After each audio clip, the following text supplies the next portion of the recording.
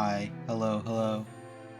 I was gonna wait till like 10 minutes in order to start from the hit go live button, but I was getting bored. So, let's see. Everything looks like it's going great, so all the stream stuff is working. Cool. Hi. Welcome back to yet another Final Fantasy XIV stream, because this is the only game I consistently play anymore.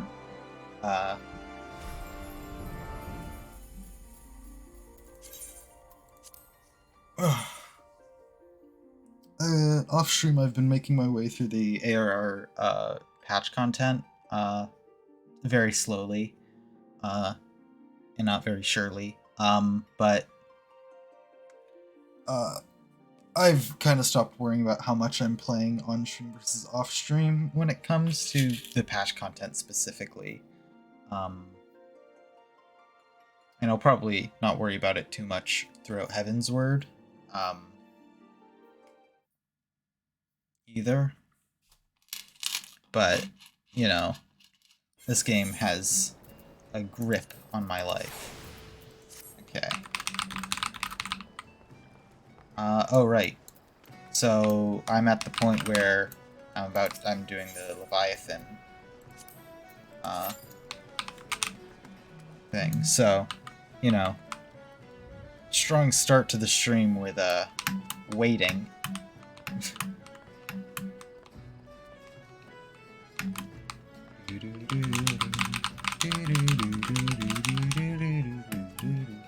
It's fine, it gives a little bit of time for people to catch up if they haven't joined the stream and want to.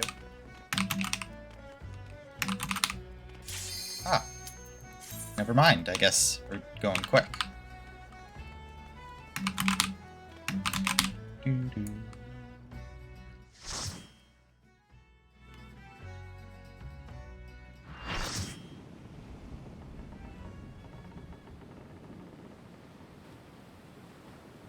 I just finished off the tea I had before the stream. Where's my water?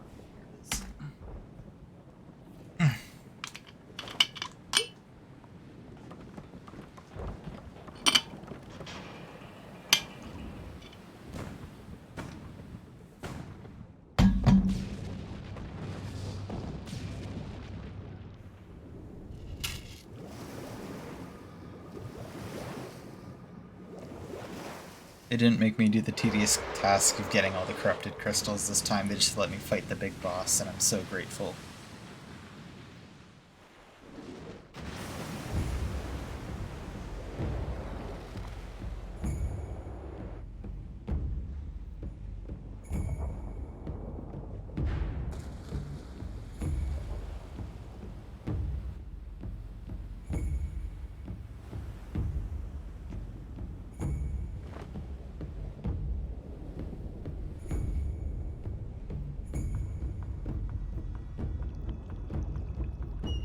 Time to kill yet another god, let's go.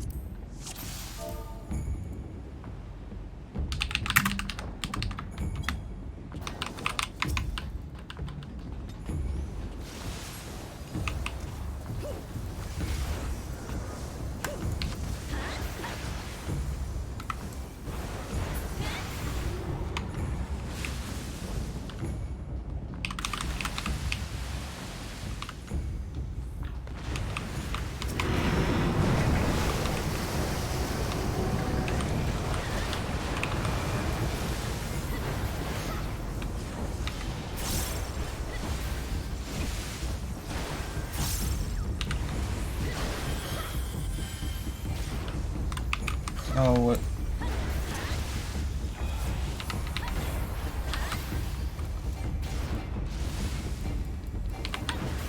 Okay.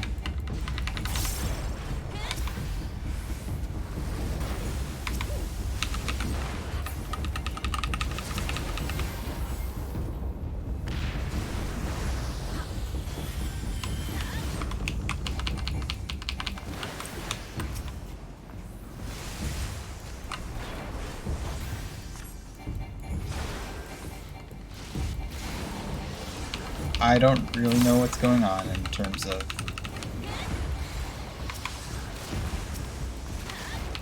Okay.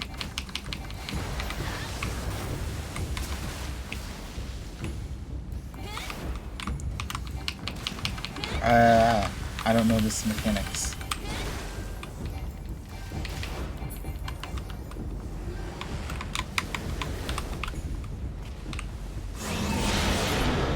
Whoa, what?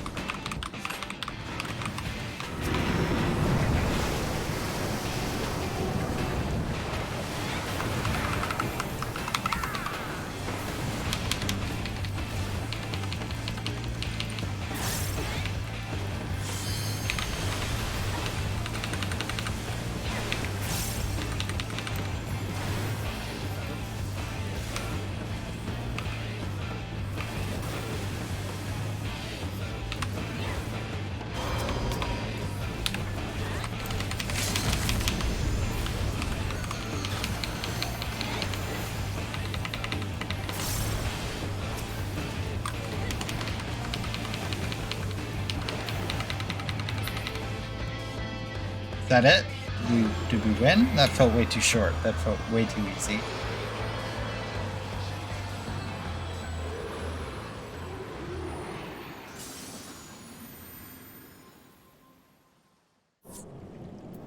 Oh, okay.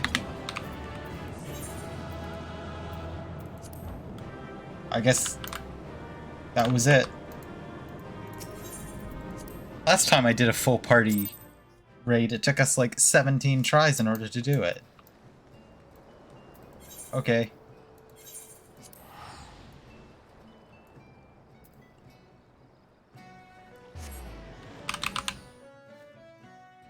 Cool.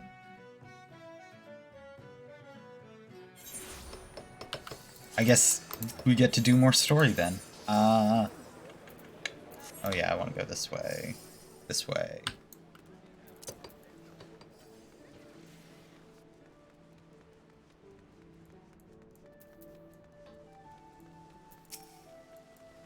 Merylvib, let's go. I killed that, what, Leviathan for you. I killed it. I did it. Do-do-do-do-do-do-do-do.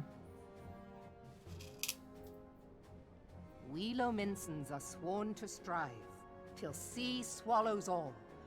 And swallow all it would have, had Leviathan prevailed.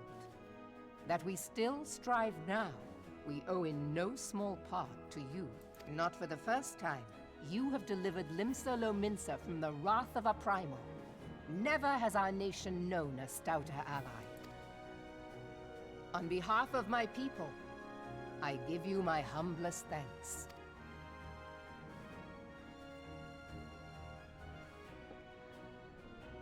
'Tis meet that I give thanks to old Mistbeard, too, for his fine solution. Whatever else he may have been, 'tis clear he was a resourceful soul. Would that I had a man like him in my service.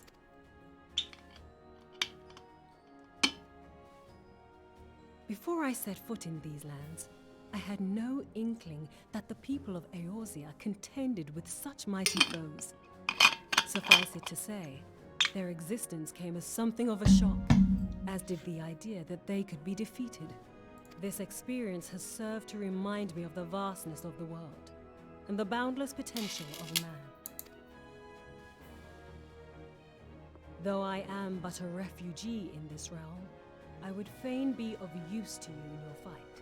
Know that I am tutored in one of the foremost combat arts of the Far East. It may seem outlandish to the Eorzean eye, but should any of your people care to learn, I would be pleased to initiate them. And I will see to it that they are grateful. I have no doubt that your knowledge and skills will serve us well. Besides, your art is not so outlandish as you think. Would you not agree, Master Thancred? Naught escapes your searching eye, Admiral. Few are privy to this information, but Limsa Lominsa is home to a certain secret fraternity. Its members are trained in a form of combat not unlike your own. By my judgment, it should not be beyond such individuals to adapt to the techniques I witnessed you employing with such admirable deftness. I am heartened to hear this. I too noted a kinship between your style and mine own, though it seemed to me that you fought differently in the beginning. I suppose I did. What can I say? I'm a man of many talents. Though you may labor to believe it, Thancred was once something of a scoundrel who fraternized with the criminal class in these parts. Yestola! You jest, of course. But for a chance encounter with Alphino's grandsire, he might never have left Limsa Lominsa, or received an education in Sharlayan, or taken up his post in Uldar, terrified. where he trained in the blade, lest you wonder. Minfilia, please! It would seem there is more to you than meets the eye, Master Thancred. Lady Yugiri, I am told that you and yours came to Eorzea seeking permanent resettlement, and that many domins have since been engaged as frontier hands at Revenant's Toll. Morderna is many things, but a place of refuge it is not. Know that I would like nothing better than to furnish your people with a new home here on Lominsan soil. Alas, racked by instability as we are, our nation is in no fit state to take you in. Yet I'll not have it said that we turned a blind eye to your suffering. Until such time as we can do more, I pledge to send provisions. We are in your debt, Admiral. I realize that it scarce qualifies as repayment. But if it please you, I shall set about sharing my martial knowledge with your people at once. Cool. Big fan of voice cutscenes. I don't have to strain my voice. You wished a word in private.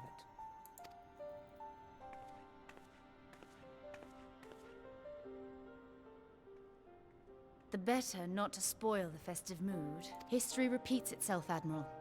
As the kobolds did before them, the Sahagin resorted to summoning their god over a territorial feud. They acted in self-preservation. It may be that the Sahagin initiated this particular clash, but how it begins does not interest me so much as how it ends.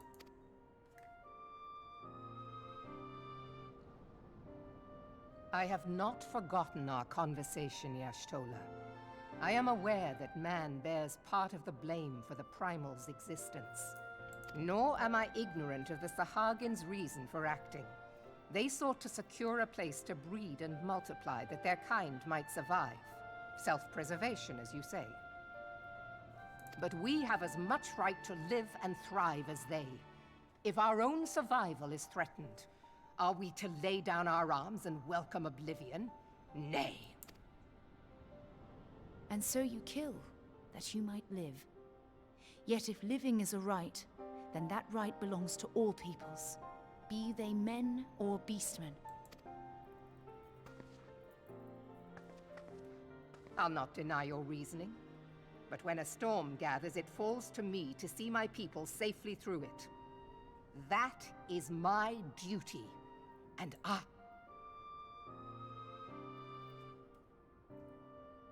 As must we all, Admiral. Stay the course, then. But know that it will lead to no good end. Yeah, I agree with Y'ashtola here. Like, they just want some land. A little bit of land. They don't even want all of, like, Limsa Lominsa or Lenoska. They just want Man enough. has ever put himself first and foremost. They just want enough to be able to survive. Like, To come justify on. his actions, he clads himself in the armor of righteousness, though it be a fancy of his own making. In this, mayhap the Garleans and we Domans are not so different.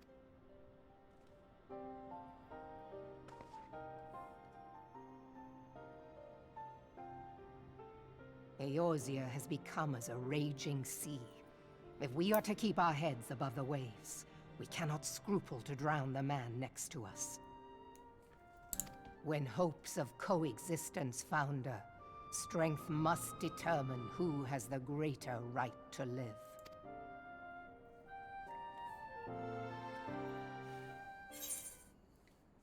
Cool. Ba, ba, ba, ba, ba, ba, ba, ba, ba, ba. Okay. Oh, okay, I guess we're going back up.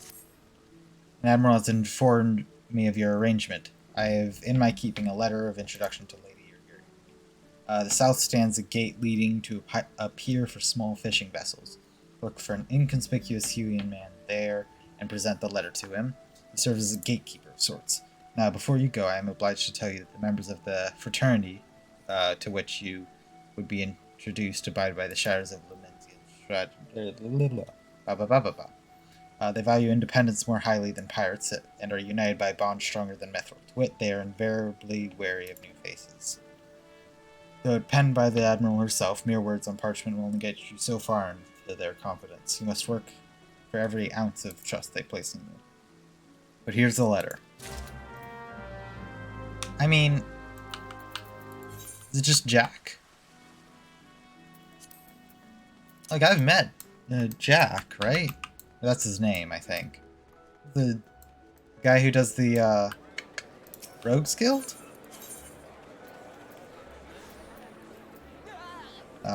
Okay, I'll just go.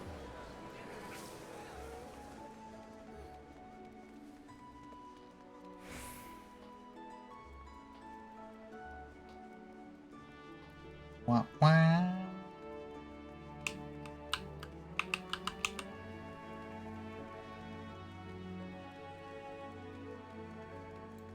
Yeah. This is just the Rogues Guild. Hey! How are you doing?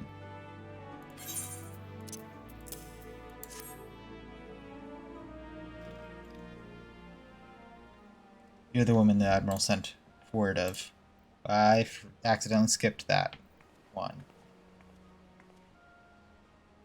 You must be the Far Easterner what Merlvib says wants to train with us. Welcome to Limsa, milady. I am Yurgiri of Doma. 'Tis an honor to make your acquaintance. I must confess, when I first learned of your organization, I had certain preconceptions as to the nature of your membership. It would seem I was mistaken. You're not the first person to say that, lass. Lim's a city of pirates, to be sure, and pirates don't give two farts about keeping a spotless reputation. They hardly need a secret society to do their dirty work. Might be as my people and I keep to the shadows, but we're nothing to be ashamed of. It's simply better for business that we remain unseen. And so you've developed fighting techniques suited to this purpose, I see. Know that the practitioners of my art, too, are denizens of shadow. 'Tis in stealth that our strength lies. There is much that we might learn from one another, I think. When the 7 L's are we waiting for? If you come with us, Yurgiri of What's-It, we can get acquainted in more private surrounds. That didn't come out right, did it? I shall remain with these people for a time, that I might study their ways. Though I am too loath to be separated from my countrymen, I take solace in the knowledge that they are in the best of hands. You've been a true friend to us Domans. No words would suffice to express my gratitude. Ere long, I hope to begin imparting my martial knowledge to the people of Eorzea. When that time comes, it would be my honor to welcome you as a student. Of course.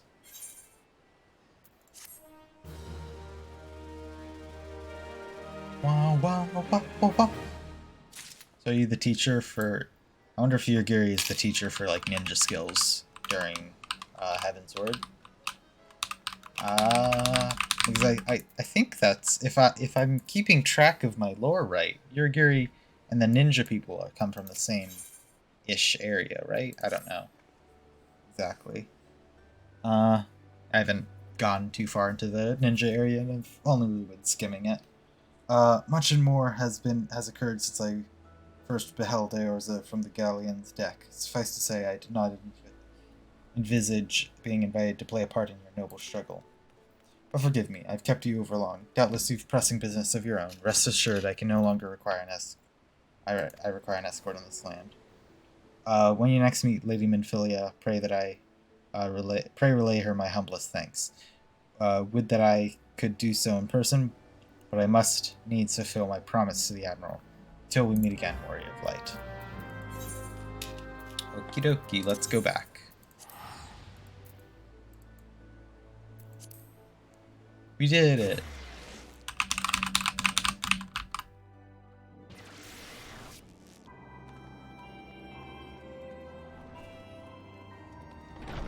I've set Revenant's Toll to be my home place because that seems like it's going to be a very important. This seems like it's going to be a very important area for the foreseeable future, seeing as this is the new permanent home of the Scions.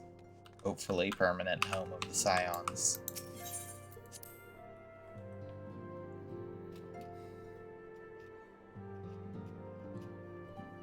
Minfilia! Minfilia! I have been reflecting upon the events which took place during our visit to Vilbrand. Vilbrand. If you have a moment, I would share my conclusions with you. Please, bear with me. Which plot is When this? the Sahagin Elder summoned Leviathan, he employed the power we have come to know as the Echo. Though I cannot well explain the how of it, it would seem he became immortal in so doing. When the Admiral subsequently slew him, his spirit emerged from his lifeless flesh, a consciousness shorn of physical form. Thus transfigured, he took up residence in the body of his minion with the ease of a man donning a favorite glove. Long have I known that the Echo allows one to pass through the walls of a man's soul, but never did I imagine that it could free us from our own flesh, nor less that our souls could then occupy the next corporeal vessel to take our fancy. It was of this that Elidibus spoke, an existence which knows neither cessation nor oblivion. And yet, though the Sahagin had mastered his gift and thereby become immortal, he was by no means invulnerable. As we both bore witness, he was ultimately absorbed into Leviathan. And the import of this observation? If the Ascians' mode of existence is indeed the same, it can be inferred that they too are not invulnerable, that they can be destroyed. Oh, so that's the overarching point of this plot. Okay.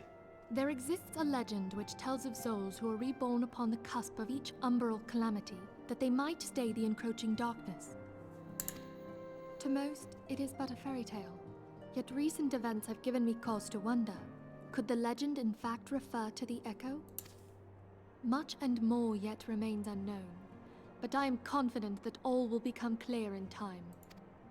For the present, however, what matters is that the key to defeating the Ascians may at last be within sight. I wonder how many powers they're gonna pump into the Echo over the course of this story.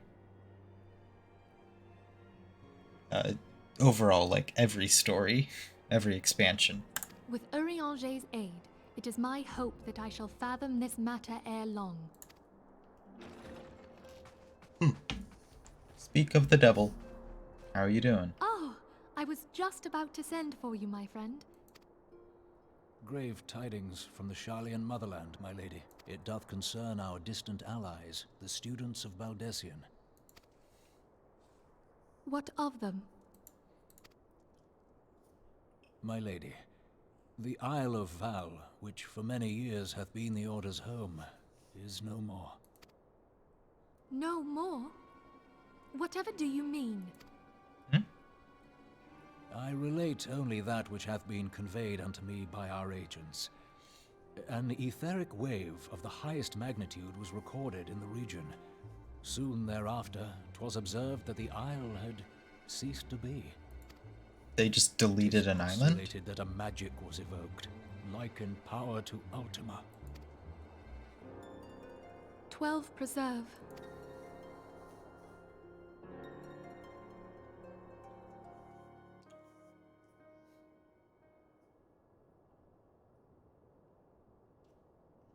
If there are no other matters, I move that today's meeting be adjourned.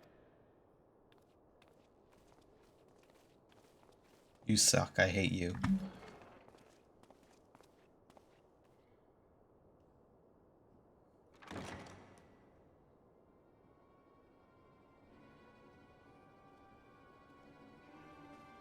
An Asian? Who are you?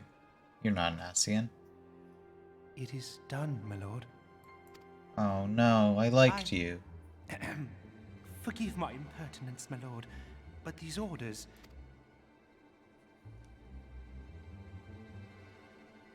Revolution. Well, actually, I didn't fully like you. You were okay at best. Whoa. Those are not, words that I know. Wah, wah, wah, wah, wah, wah, wah, wah. Okay, Minfilia, let's go. Oh no, more Alpha Node. We're doing more voice. Our friends, the very isle itself, everyone and everything.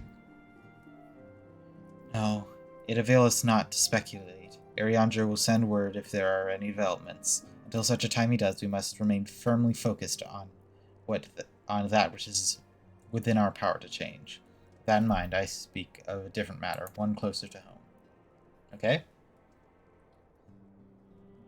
It concerns the etheric fluctuations we had previously attributed to good King Mogulmog the 12th. That the king is no more a blessing for which we have you to thank. Yet all is not well in the Twelveswood. Our latest readings reveal an ongoing etheric disturbance of considerable magnitude. They may even suggest the presence of a primal. Needless to say, the mere possibility warrants immediate investigation.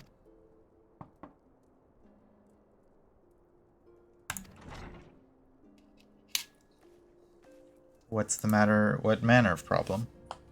A band of refugees, hailing from Ulda, this time are come to Revenant's Toll seeking asylum. It would seem they expect us to afford them the same treatment we gave the Domans. At present, they are in the seventh heaven, awaiting a formal response. Mayhap this was to be expected. I shall meet with them at once. You know full well that we haven't the resources to accommodate many more people. Consider what would happen if you do this. Word will spread, and more people will follow. Your opinion is duly noted, but I will hear their suit.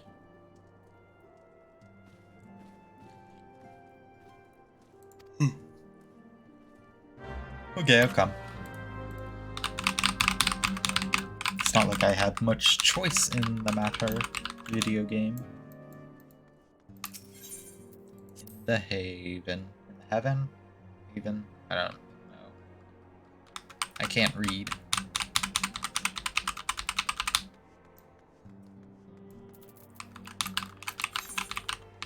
Where? Guess it's exit.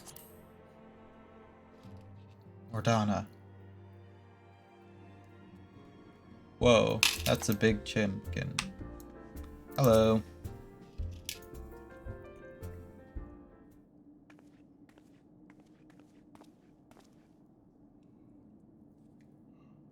Oh, sorry. I apologize for keeping you waiting. My name is Minfilia, and I lead the Scions of the Seventh Dawn. It is you. We're ready and willing to work, same as the Domans. Just give us a task and we'll see it done. Pray, calm yourselves. I appreciate your enthusiasm, but I know not of your situation. We've been living off scraps of Ulda for years now, trying to piece together a life to replace what God took. They say there's work, but there's not for an honest man, not as wouldn't sully his soul sooner than his palms, any road. The flames do what they can for us, of course, but it ain't near enough. It's only getting worse. When the calamity brought us to our knees, those rich bastards in the cities couldn't help us. They climbed on our backs. I don't pretend to be clever, but even I can see what's coming. I know we had to run, the only question was where, and it came to me. Revenant's Toll. I mean, you took them foreigners in, didn't you? Surely you'd do the same for us. I fear the situation is more complicated. While it's true we accepted the Doman's petition for aid, the decision was the product of extraordinary circumstances. I sympathize deeply with your plight, and pray understand it's not possible for an organization. But pray understand it's not possible for an organization of our means to aid all who've been affected by the calamity. It's great regret I might deny your request. We've nowhere else to go. Turning your back on us? If I might have a word? Tataru is Artemis? Ill tidings from Alda, my lady. Alphanode. Alphanode's been wounded. Oh, is it serious? I cannot say for certain, but I fear it might be. According to the Flames, the refugees started a riot. They went wild, apparently lashing out at any and everyone. That can't be right. Why would they? They must have been provoked. The demonstration was meant to be peaceful.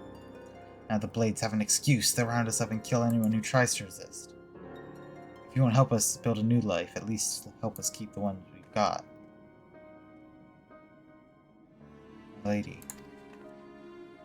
You're not ones to stand idly and by and watch innocents suffer. However, we know more of the circumstances until we know more about the circumstances surrounding this. Why I'm not certain what aid, if any, we can provide. If the authorities determine that the refugees attacked without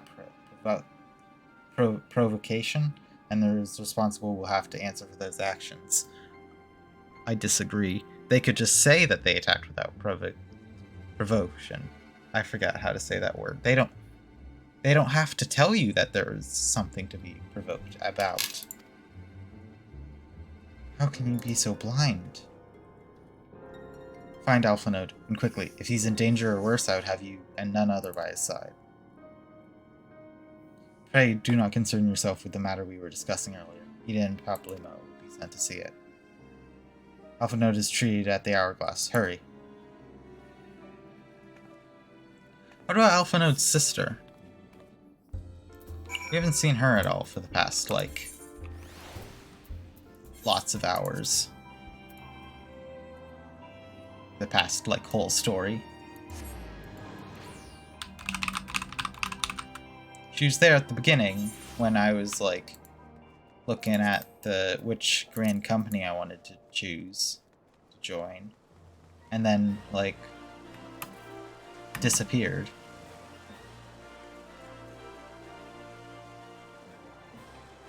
Oops, I'm going the wrong way.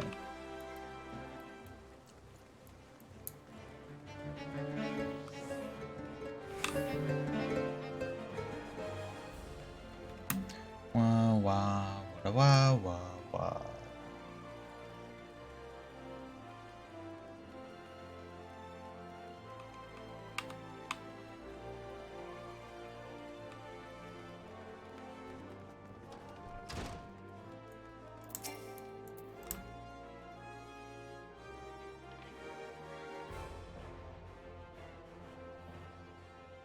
Come, you must have gathered by now that Tataru is given to exaggeration. As you can see, I am quite well. Ul'dah, on the other hand, is not. This riot was anything but an isolated incident. There is a restlessness in the air. Tensions long simmering are at last threatening to boil over.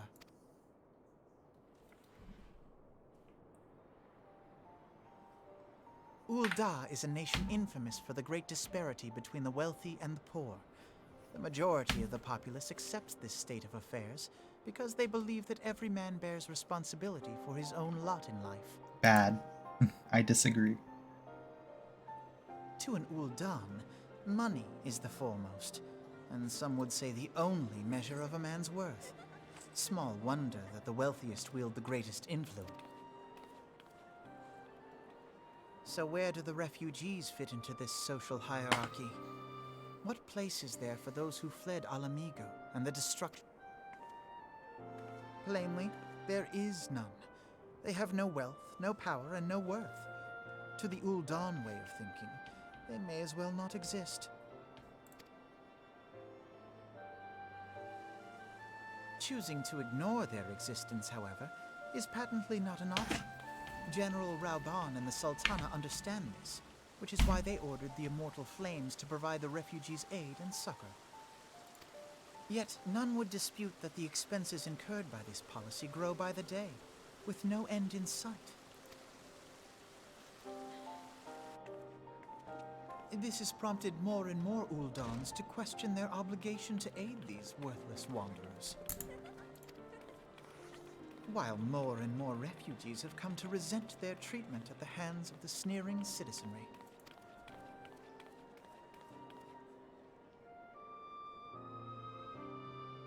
The manner of Lord Lolorito's refusal to grant the Dolmens asylum bespoke a disdain for all refugees, an attitude shared by the rest of the monetarists. And you may be sure they make no effort to conceal their opinions. It was only a matter of time before the refugees united in protest. Nor is it any surprise that some among them would ultimately resort to violence. Game is getting political. Let's go. That the Immortal Flames should choose this of all occasions to engage in joint training exercises with the other Grand Companies. By the time they return, the situation may well have deteriorated beyond mending.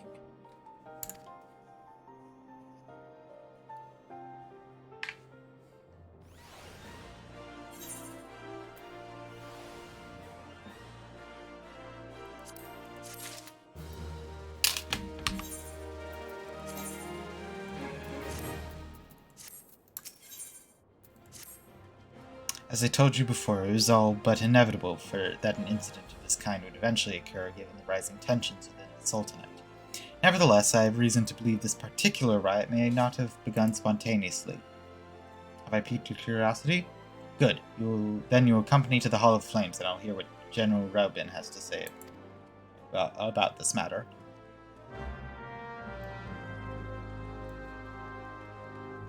This game is...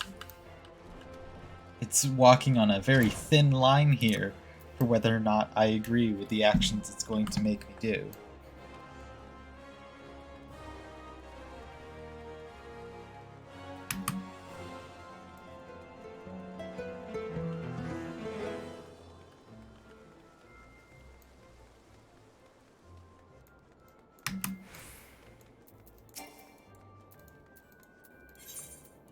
Okay, Aethernet and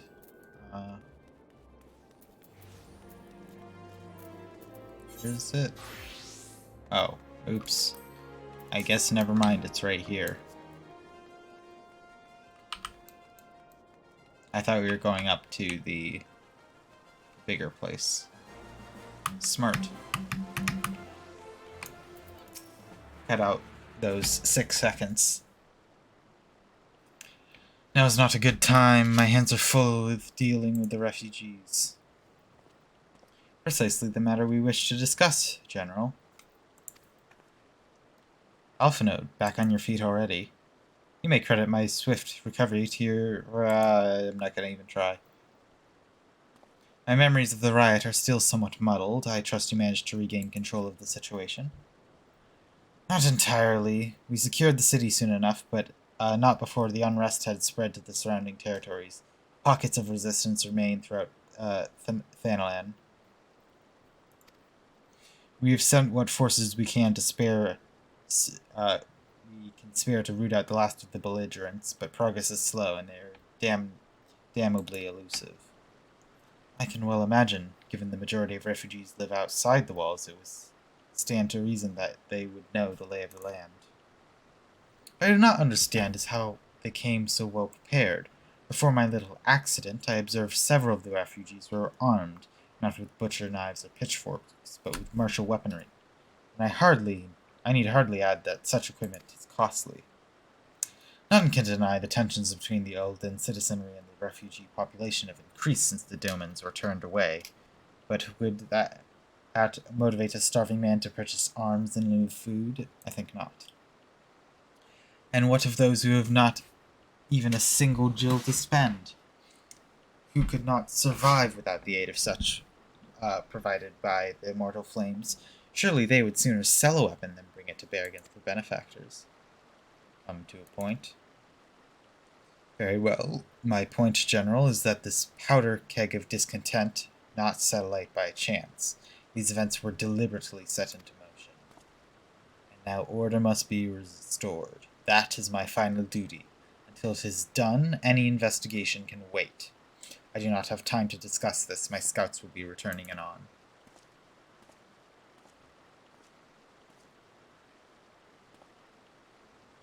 The general is no fool. He keeps his own counsel, and with good cause. Were he to claim, without necessary proof, that these riots were instigated by outside forces, the monetarists would accuse him of accuse him of attempting to shirk responsibility. After all, he and the Sultana have been the most outspoken proponents of refugee aid. Regardless, they will face harsh criticism in the days ahead. Our allies may stumble upon the truth in time, but I have far more faith in your abilities, Artemis. Therefore, I propose we conduct our own investigation, independent of the authorities. To that end, I would have you make inquiries about the settlements suspected of harboring belligerents. Commander Swift will know which they are. He may balk at a request for such information, but I have no doubt you can persuade him with your silver tongue. I, meanwhile, shall seek answers my own way, after which we can regroup and share our findings. Well then, shall we? How is he 16? He's such a pretentious... Nah, it makes sense. But he should not have as much power as he has. Look as though you have something to say, do you? What you ask is no simple favor. Were such information to fall into the wrong hands, the lives of countless soldiers would be at risk. Even so, there's some wisdom in your words. An individual may be better suited to this task than a regiment. Very well, the Brass Blades have reported suspicious activity in the vicinity of Lost Hope. It may be unrelated to recent events, but we doubt it. I suggest you begin there, speaking to the blades posted there. Okay. Wow, wow, wow.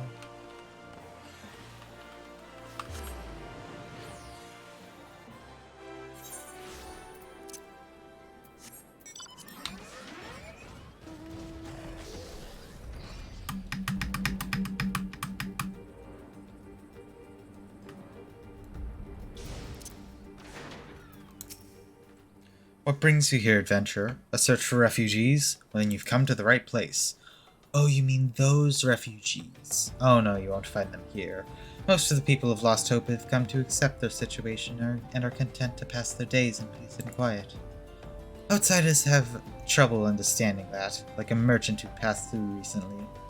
A gregarious fellow, but awfully opinionated. Can't say I was sad to see him go. A friend of the Sultanate, are we? I take this to mean someone has read my report. Refugees who left the merchant have yet to return, and I'm increasingly concerned that Zazawaka's suspicions were correct. You haven't the foggiest idea what I'm talking about, do you? Never mind, speak with Zazawaka. He'll explain everything. Okay. How far is that? Okay, that's a sprint away.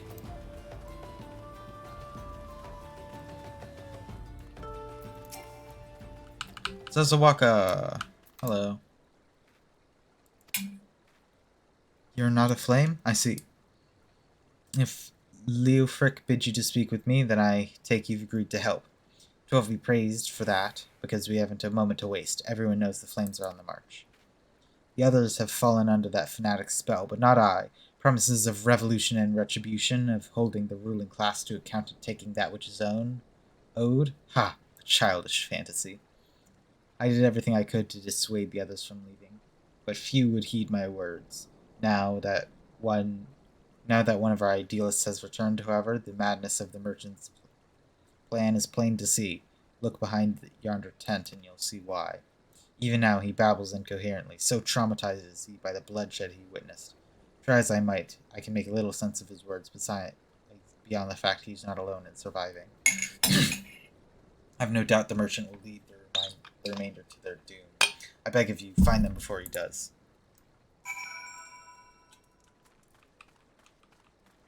Okay. How are you doing?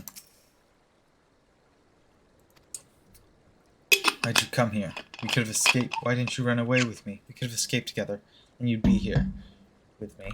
Why did you have to leave? Okay.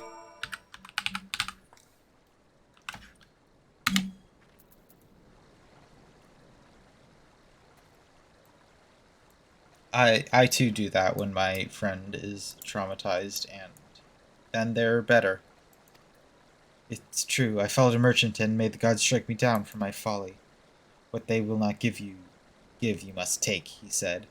When we asked how, he revealed a cache of weapons he had brought and implored us to seize control of our fates. I thought about running then and there, but the others were so excited. He split us into two groups, sent us off on our own. When the flames found us, we didn't know what to do. Our leader tried to parley with theirs, but they started arguing, and then fighting, and then everyone was fighting, and the flames were shouting to give no quarter. And God's the other group. They're still out there. If we don't stop them, they'll be massacred like mine were. Uh-oh.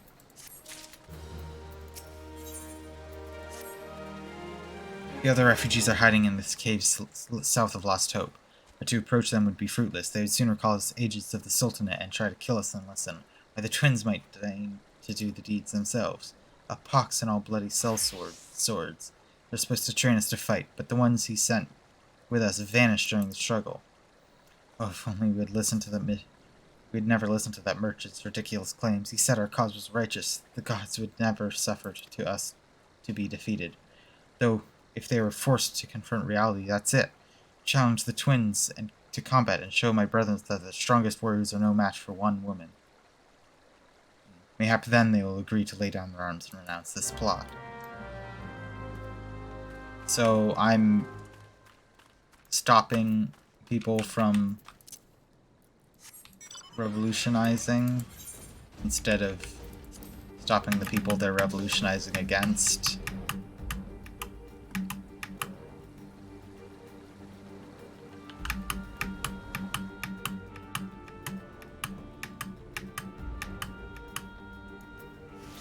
Hey there.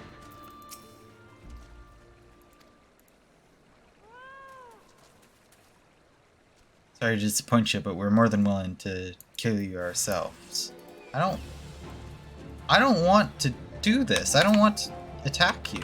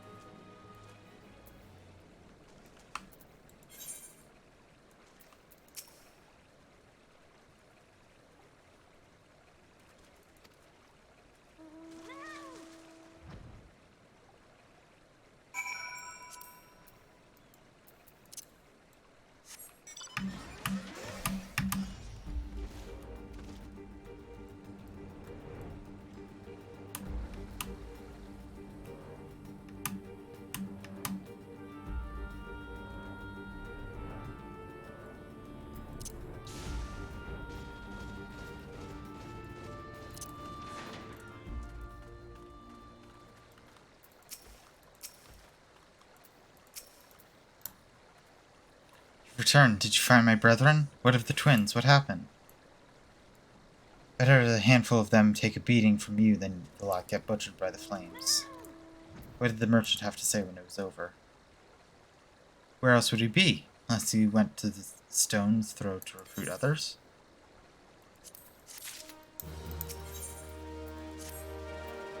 The merchant wished to approach the refugees in stone's throw, but was waiting until the flames withdrew their forces from the vicinity. Now that they have, there's nothing to stop him from continuing his work. How many more must perish at the pursuit of this futile cause? How much more suffering must we endure before it ends? Find him, convince him to cease his mad quest. It will surely lead us to ruin. Why am I not stopping the Flames Guard, who are oppressing the poor people?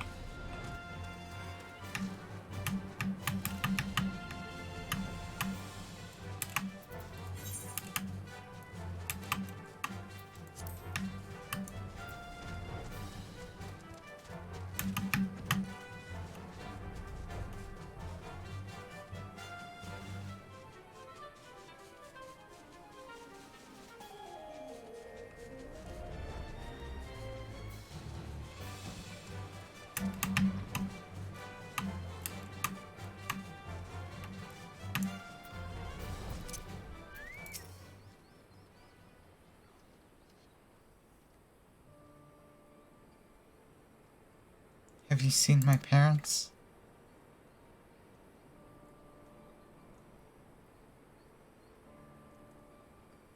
They told me to stay here with the others. They said they'll be back soon, but it's been days. They left with the man from Ul'dah. The man said they were going to change everything, make it so we could live inside the walls with everyone else. I liked it when he said that. I didn't like when he talked about making the rich people pay. Everyone looked so angry. I got scared. Are you looking for someone?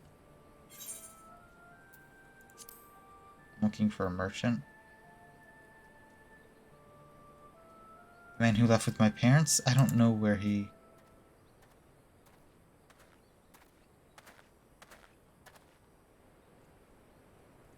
Wait, look. Over there. I think that's him.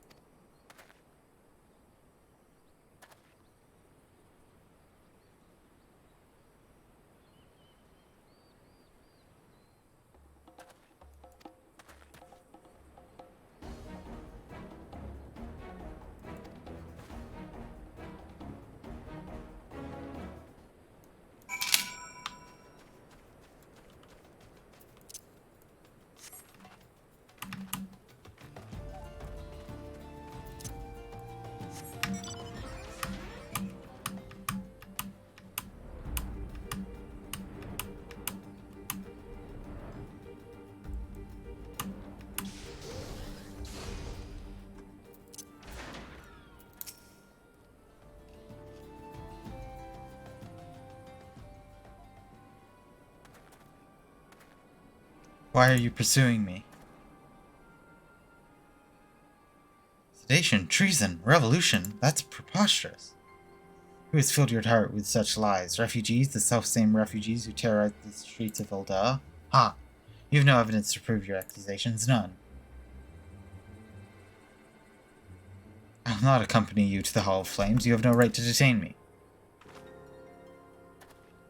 For the sake of arguments, let's say I did do the things you say. Surely you don't think I give a geeker and Zars about politics. It was business, only business. Politics are business. Asshole.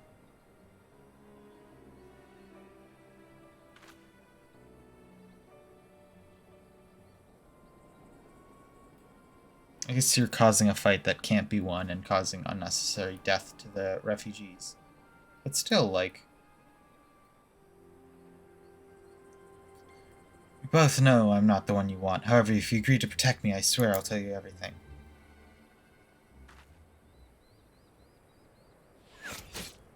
Oh, that's not good.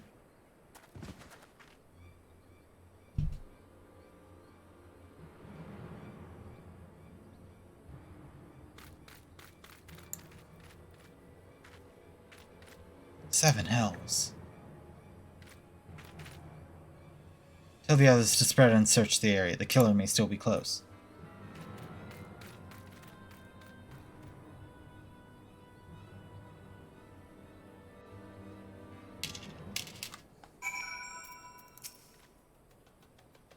I wish to know about your relationship with the victims, as well as the events leading up to his death.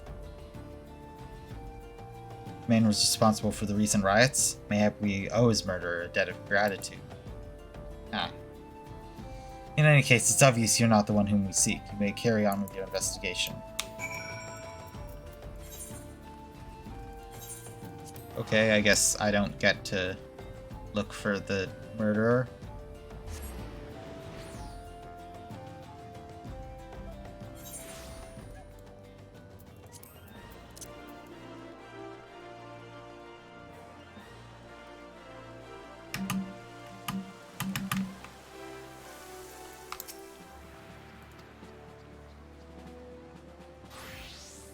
Murdered. Damn it all to seventh hell. He's not simply murdered, he was silenced.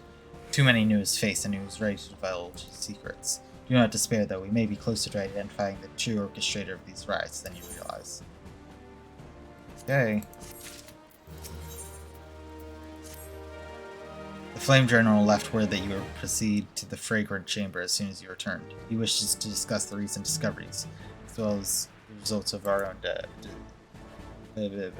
Master Alphanode has already been informed and should be waiting for you outside.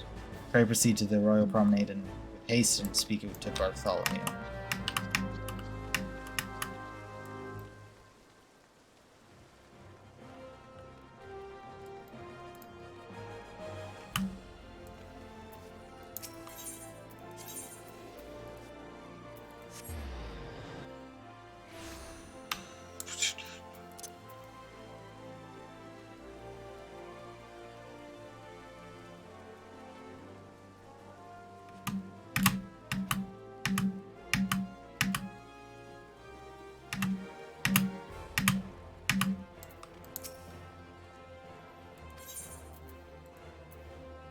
All right.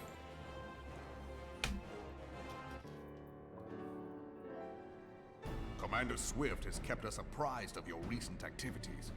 You've made great strides towards quelling the violence. Despite our best efforts to determine what provoked this uprising, the truth continues to elude us. Have you uncovered aught which might shed some light on the mystery?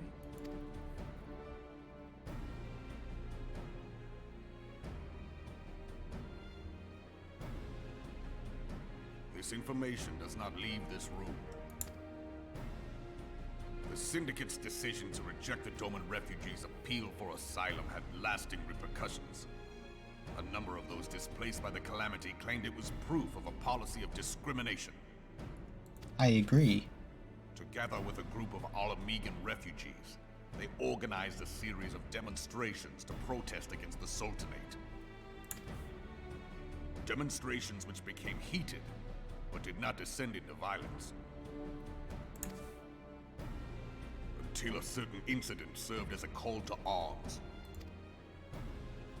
A unit of brass blades sent to supervise a demonstration loosed arrows upon unarmed protesters. It was this atrocity which prompted the refugees to take up arms. I need not tell you what followed. We assumed at first that the attack was born of a miscommunication. When emotions run high, they happen. But suspicions were raised regarding the unit's commanding officer, whom I ordered interrogated. Sure enough, our fears were soon confirmed. The dog confessed that a merchant had offered him coin to give the order. A merchant in the employ of Teleji Adeleji. Teleji Adeleji? But he spoke in favor of the Doman's cause, and has ever seemed sympathetic towards the refugees' plight. Why would he do such a thing? Know you of the Cartano Reclamation Bill? It is a proposal to annex the Cartano Flats so that refugees may establish permanent settlements. When last I looked, that was disputed territory. Aye. Some might even call it a battlefield.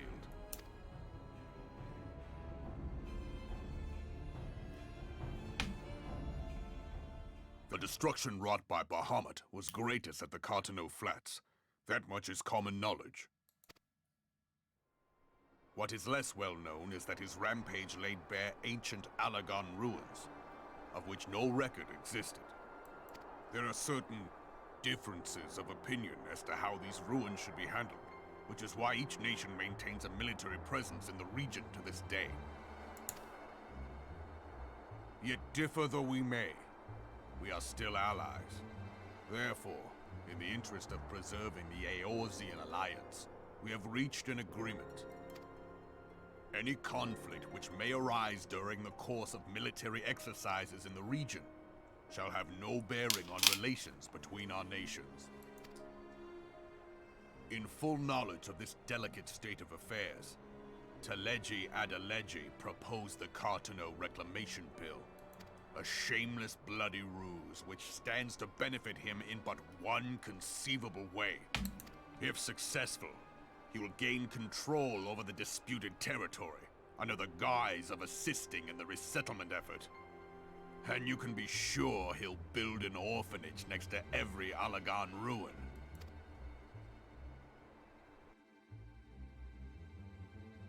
The man would threaten the unity of the Eorzean alliance and risk countless lives for personal gain. He walks a path all his own. independent of any faction and beholden to none of his fellows on the Syndicate. By inciting the less fortunate to violence, he hopes to convince others that the Cartano Reclamation Bill is the only viable solution. Okay. His sympathy for the plight of the Domans was not but posturing to gain credibility with the refugees. Of that there can be no doubt.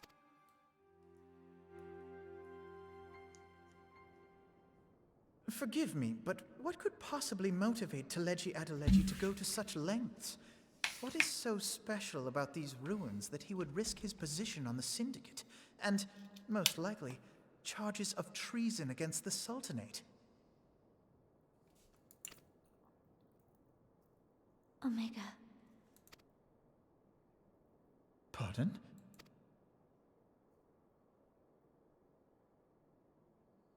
An Allagan monstrosity, not unlike the Ultima weapon. Mayhap larger, we know not. It has yet to be fully excavated. Allagan inscriptions indicate that it was created to fell Bahamut himself. If accurate, it might explain why Nail Van Darnus chose to bring the Red Moon down upon the Cartano Flats, given the ends he went to ensure Eorzea's annihilation. Destroying the one weapon which could stay the Elder Primal may well have seemed like good sense.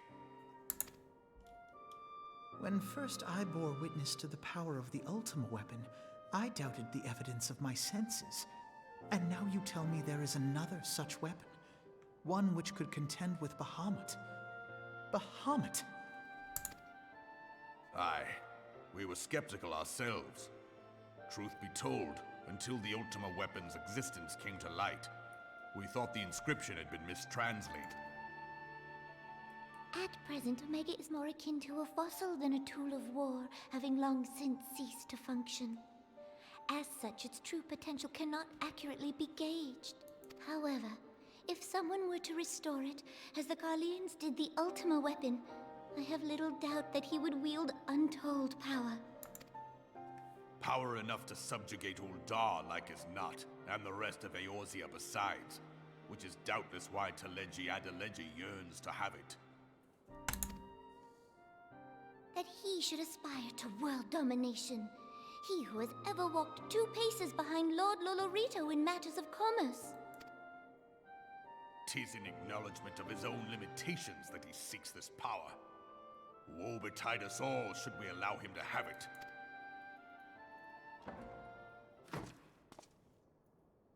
Pray waste no time chasing rats. Only a fool would believe that secrets can be kept in Uldar. It would seem the implications of the Sultanate's refugee problem are rather more far-reaching than we assumed.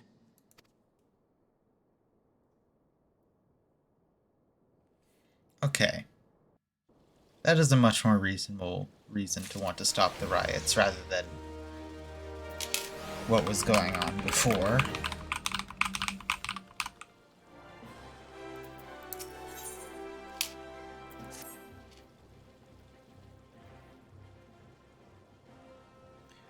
I should be glad to know the truth, and yet the thought of that all this chaos was the product of one man's lust for power sickens me.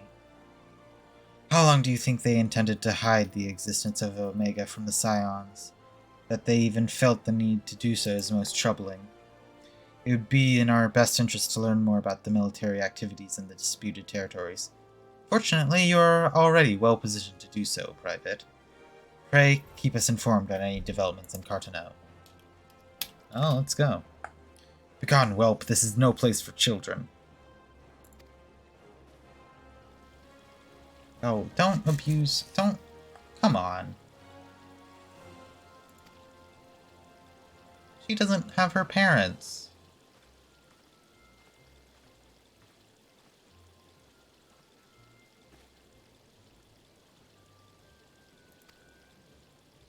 You know this girl? Yeah, so her parents are dead. So he visited Stone's Throw as well. I see. Did you find the man? Were my parents with him? They were not, I'm afraid. However, I can think of several places they might be. If you like, we can go and look for them together. You'll help me look, mister?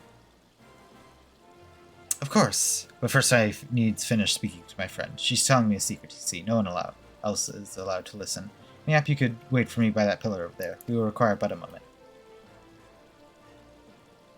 Okay, I'll be waiting. I'll take her to the quicksand. Mayhap Bomodi will know what to do.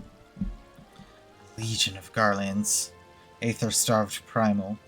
Dealing with an Ascian would be preferable to this charade. Sometimes I fear Minfilia is too ambitious. We rush hither and yon in response to threats as they arise, without concerned with the strain it places on our limited resources and ourselves. Mayhap the time has come for a change. I know it's sudden, but I need to ask you to return to Revenant's Toll with due haste. The situation in Twelveswood has taken a turn for the worse, and I'll explain in detail once you arrive. I am being spread thin over, like, 4 different things happening right now over the world. You know as well as I the appearance of Primal takes precedence over all else. Oh, and when you arrive, do inform the antecedent that, while I am grateful for her concern, she needn't fear for my safety. I am more than capable of protecting myself. Yeah, what is that? I assume that's your weapon, but I've never seen you bear it. Oh, do they just bring me? Oh, okay. Revenant's Toll. I kind of want to continue with this plot. This plot is much more interesting to me, but I guess we're going to go to deal with the Twelveswood. Excuse me, horse person.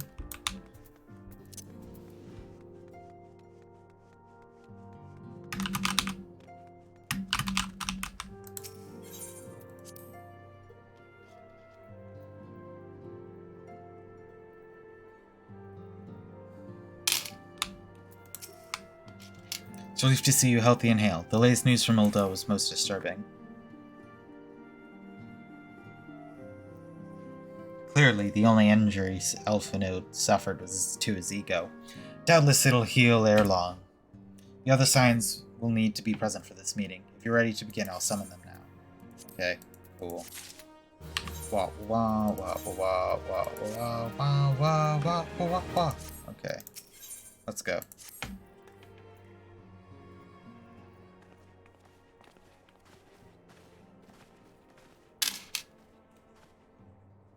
Thank you for responding to my call with such haste.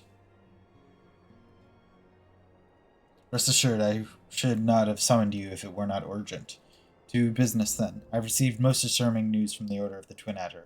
They have reason to believe the Sylphs have called forth the Reverend Guardian, the Primal Rama. May have? Then it is not certain. The Elder Seeds here informs us that the elements themselves murmur of the Lord of Levin's return to the forest. The Sylphlings, however, display no signs of undue commotion. Forgive me, antecedent, but the fact needs not contradict the elemental's testimony. Unlike his more bellicose compeers, Garuda and so on, Rama is reputed to act only in the defense of his children. I imagine he would soon make his presence known, if any foolish enough to directly endanger the Sylphs over their territory. The abruptness of this development concerns me. Were we not keeping a close watch on the touched ones and their movements? If preparations for summoning ritual were indeed underway, it would surely not escape your notice. I was pretty sure it was going to happen, just not this soon. You foresaw this eventually and did naught to prevent it. I told Paplimo. I suppose I could have reported things to Minfilia earlier, but there honestly wasn't much we could do except wait and see. You know how the Sylphs are about people poking around in their territory. They already summoned Romo once right after the Calamity, but that was because the Garlands came tampering through the forest. So long as Kashramo Orion stands, the Sylphs cannot be blamed for wishing to have the guardian deity on hand. In short, Ida and I are in agreement. The actions of the forest folk were inevitable and unavoidable. I maintain the observation that would have remained for the best policy had it not been the sudden influx of strangers into the Black Shroud. That, alas, we did not foresee. By all accounts, the recent violence in Ilda drove a number of refugees to seek safety under a concealing canopy of the trees. Tis like the Sylphs perceived this panicked migration as yet another invasion, and quickened their efforts to summon their god.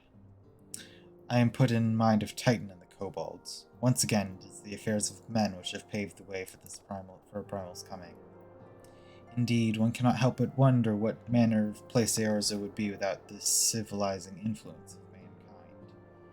Be that as it may, it is regrettable development does not afford us a unique opportunity. Through your dealings with the sylphs of Little Solace, you once succeeded in preventing an untimely conflict with Gridania. I wonder, might one who has treated the sylphs so fruitfully in the past might not achieve a similar success with their patron deity? If Rema can be convinced of our intentions, it may be the first stop to breaking the cycle of primal summoning. Fond hope. Were such a thing possible, we would not have been at war with the beastmen since time immemorial. But maybe this time we can... Let's continue this discussion anon. We must first need consult with the nation most affected by Rema's presence. The Elder Seed Seer has requested your personal involvement. Pray report to Commander Houlois at the Adder's Nest as soon as you're able to. Steel yourself for the worst. While I hope for a peaceful resolution to this matter, experience suggests that your meeting with the Lord of Levin will prove less than amicable. In such an event, your fellow Scions will of course lend you whatever support you require. Great.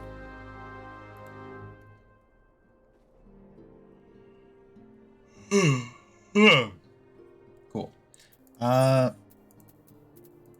Let's go.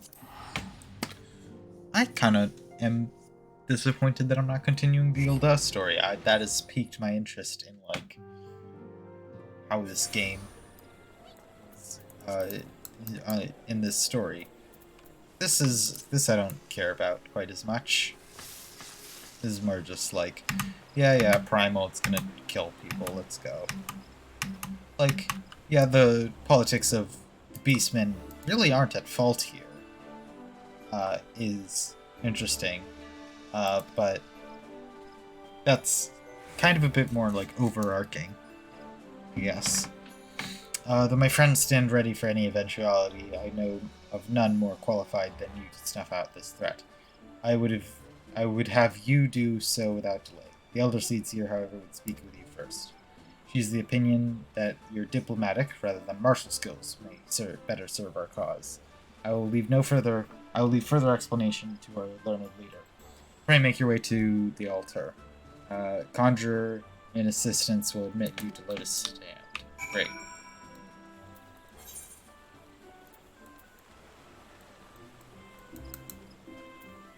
Wow.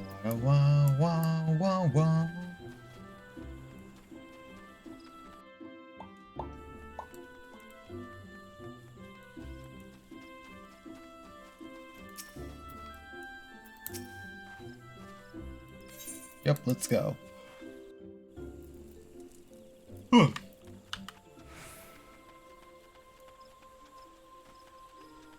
Kenny Senna. You know, I like you, too. You just haven't given much of a impression. Scions of the Seventh Dawn, on behalf of the people of Gridania, I bid you welcome. Your presence is of great comfort to us all in these days of uncertainty. I summoned you here to share tidings of a most urgent nature. But a short while ago, the great elemental spoke, and his voice was clarion in its intensity. Ramu is returned unto the forest. Scarce had his words ceased to echo in mine ears when we were visited by an emissary from Little Solace. Hello?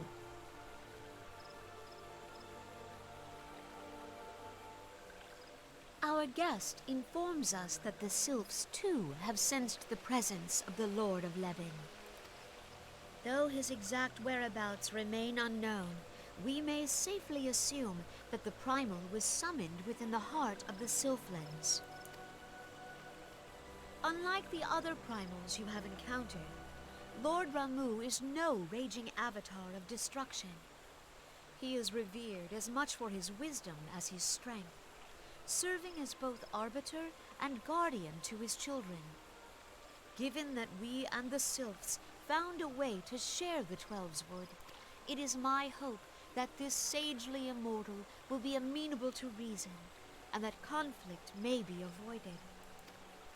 Yeah, Blessed as you are agree. with the power of the Echo, you are one of the few Oh, among no. us Ah. who may commune with a primal without fear of influence. I would ask, therefore, that you represent us in this most delicate of negotiations. How dare she? The Twelveswood has suffered enough. Upon this, we and the Sylphs, and I would venture Lord Ramuh himself, are in perfect accord. Let us not endanger our shared home by engaging in unnecessary hostilities. Dear friend, I beseech you, safeguard the peace which exists between our peoples. I actually like you a lot when it comes to your politics more. You're very, like, anti-war. You're not like, let's kill the beastmen You have my who are thanks. within our area. Like, the other two big cities Pray are make like, for little solace, then. our beastmen Remember- are evil and we must kill them. These people are like, are And anti-war. the wind blows through the forest. Yet, it is not only the Twelveswood that flinches at its coming. All the lands of Eorzea shiver in dread anticipation. Have care.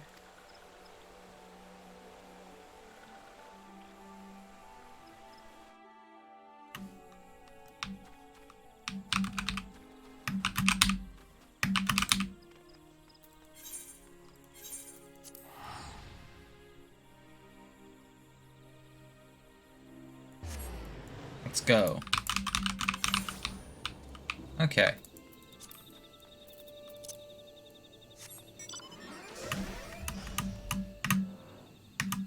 Dealing with a primal peacefully? This sounds great.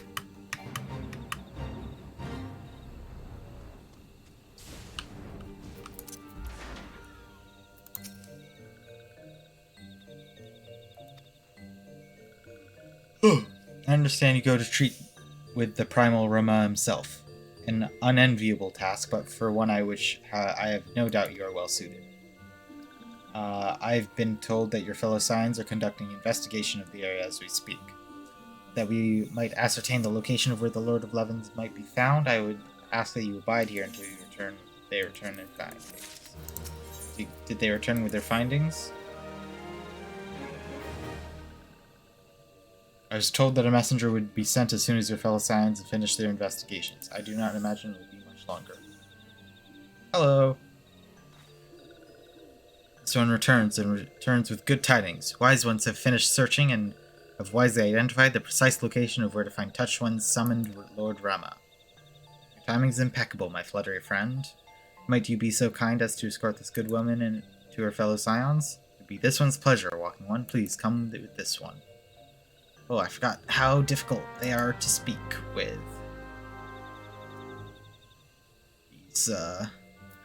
These ones.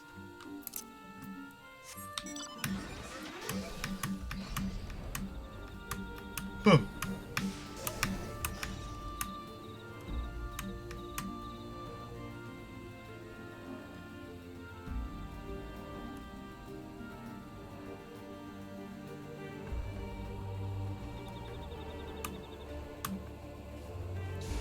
Here we are. Wise ones have ventured deep, deep within the Sylphlands. These ones must proceed carefully and keep an eye out for touched ones.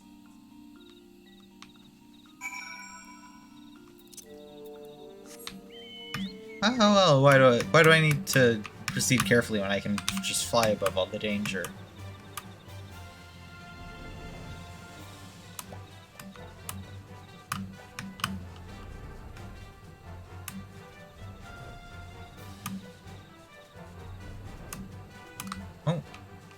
Here we are. How you doing, Maxio? This one can go no further. Draw too close to Lord Rema, and one may turn mean and nasty like touched ones. And so, this one must say farewell for now. The walking ones will find wise ones not far from here. To go south, going safely, walking one. So going this way.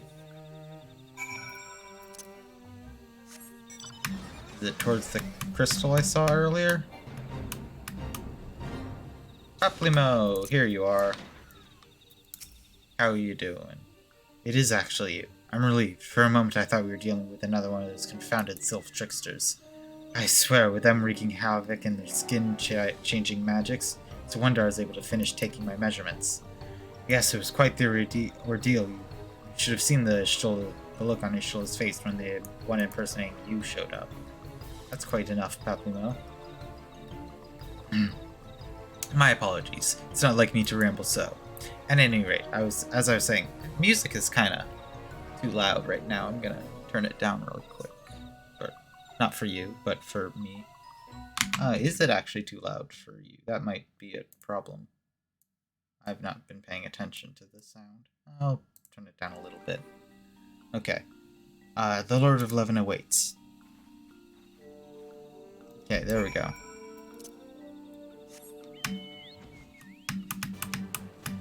Wah-wah. Wah-wah. Okay, it is at this crystal. Great.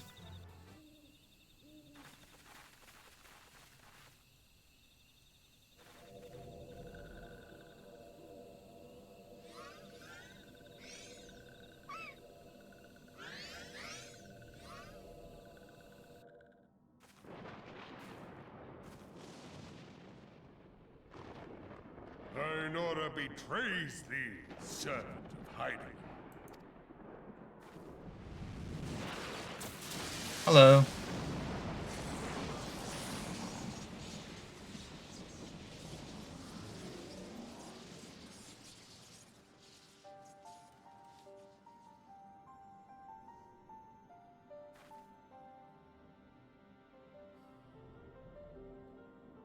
Thou art the bringer of light, bane of Ifrit, Titan, Garuda, and Leviathan. Hello. Yup. I am Ramu, guardian of the children of the forest. Thou tramplest upon sacred soil, bringer of light. By what right doth man intrude in this sanctuary of the sylphs? I'm here to make sure you're... Danians proffer peace? Their words are born of delusion, thine offer an insult. Thou speakest of harmony, yet carest not for my children's desires. They did but wish to dwell beneath these boughs in solitude. Yet even that was too much to ask of man. Thus did they turn to me for succor. The sentence I pronounce upon thy kind is just. Redanian or Garlean, it matters not. The good intent of one excuseth not the misdeeds of the other. Thy conflicts have brought naught but anguish and misery unto the forest. All blame doth lie with the darkness that resideth in the breast of man. Whence sprung this calamitous seed? In the beginning no such duality existed. Were light and dark given form when man was born? It would explain much. Not least why strife and sorrow follow ever in thy wake. Thou canst not deny the urgings of thine own nature. Well, what can we do to fix it? I don't want to fight you. You seem like reasonable. Knowing that thy mere presence here portendeth tragedy, wilt thou persist in this pretense of peacemaking? Yes.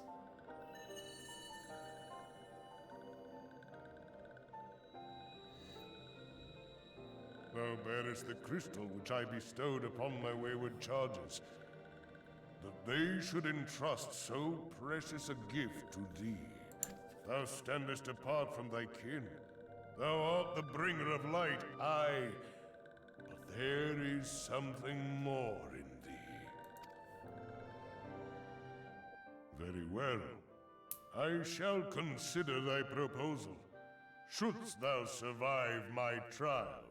That's If reasonable. thou wouldst champion the cause of harmony, I must have proof that thou art fit to play the role. Wither mine ire, and prove to me thereby that thou hast strength enough to stay the darkness which threateneth to consume thee. Great. Yet if thou shouldst be found wanting, know that all men shall perish in the storm of my judgment. Cool.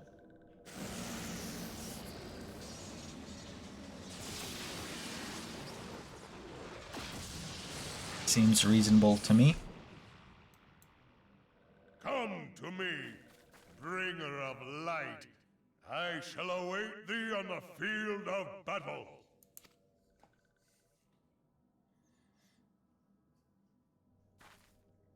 Urianger, it is rare indeed to find you so far from at home.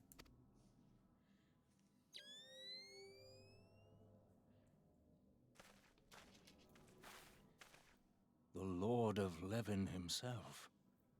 Never till this day had I looked upon his visage, save in painted renderings made faint by time.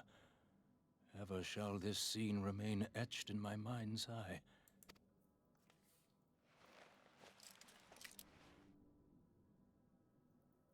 I must beg thine aid on a point of research. If thou art resolved to face Lord Ramu, Is this a camera? I would ask thy leave to observe the event.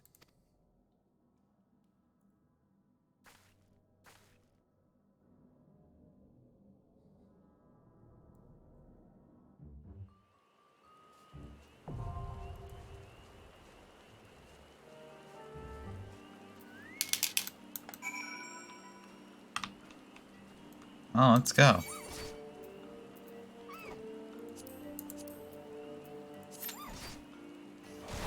Excuse me?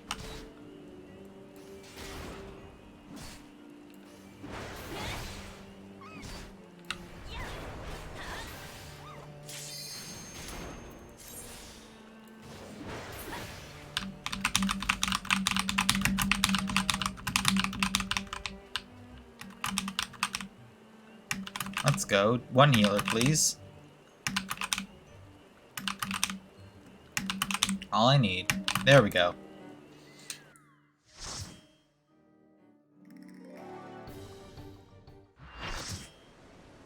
Full party.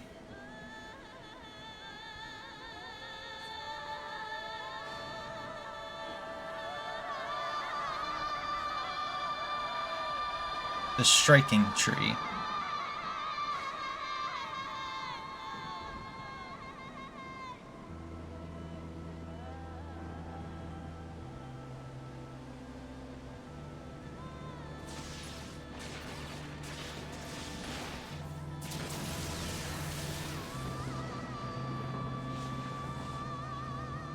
Is there a tree that I have to strike?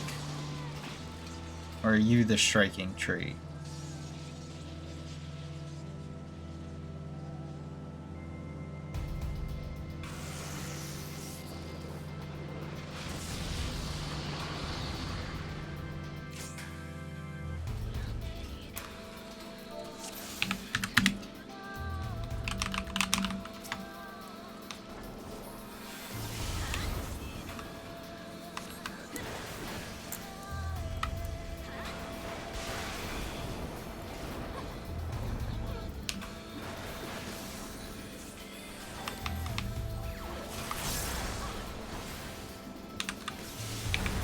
Okay.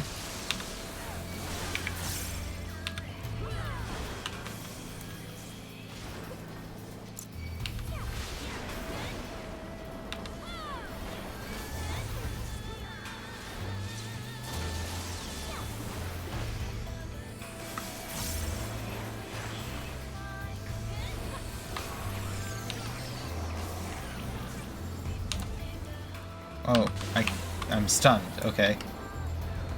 I'm stunned. Uh-oh. Ow.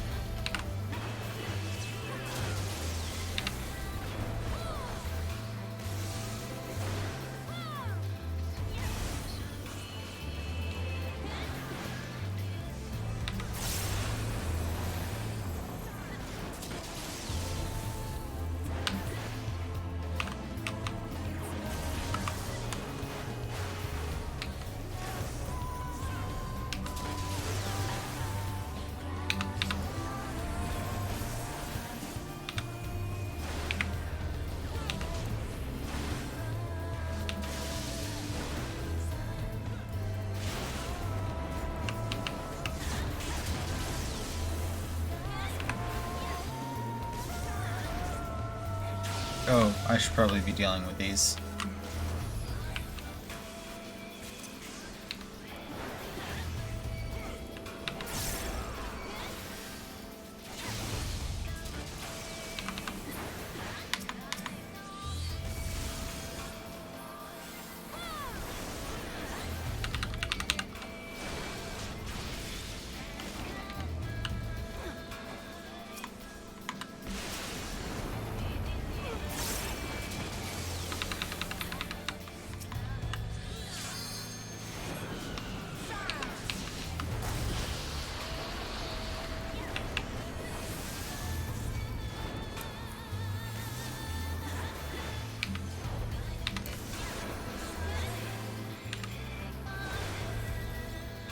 This is pretty chill, actually. Like,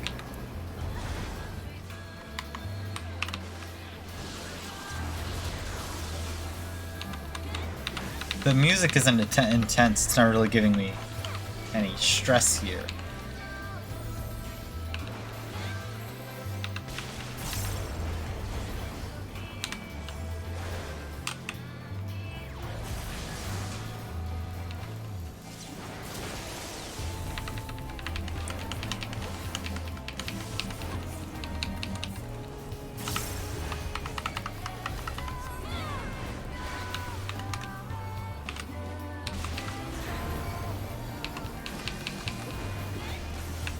Oh, I should deal with that. Hey.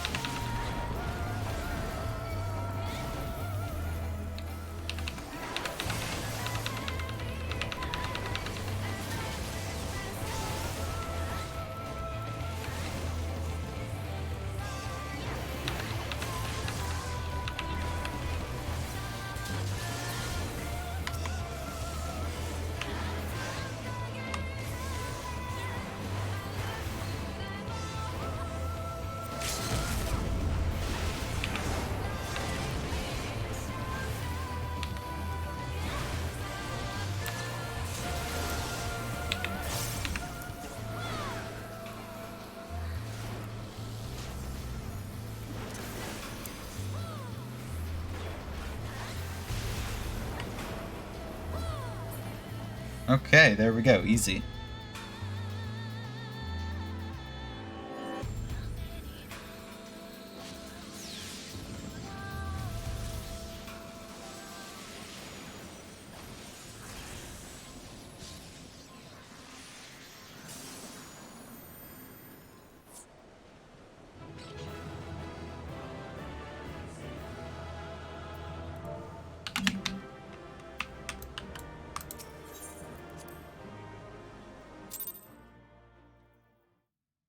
Great.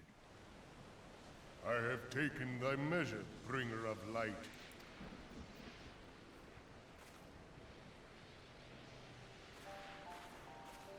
Oh, did I kill you?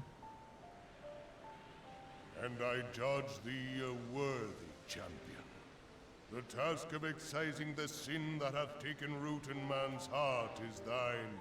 Shrink not from employing thy strength in service to the forest and the wider realm beyond.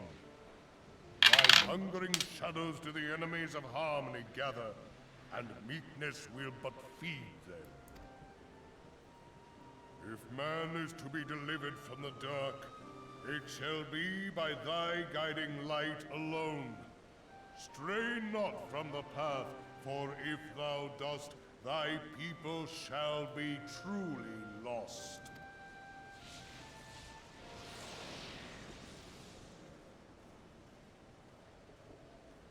Oh, hey, how'd you get here? Thou hast slain the Lord of Levin. A regrettable act, but a necessary one. You let me do it. He gave me permission. In witnessing thy struggle, a truth hath been revealed unto me. If I mistake not, it may yet prove a chink in the eternal armor of the Assyrians. But let us conclude our present business. I shall expound upon my findings at the Rising Stones anon.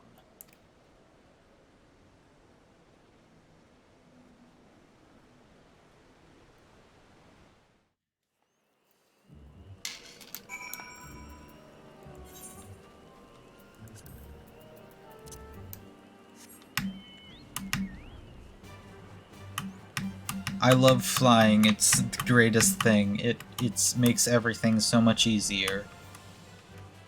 Mum ba ba ba ba ba ba ba ba ba ba ba ba ba ba ba ba ba ba bo ba bo ba ba ba ba ba ba.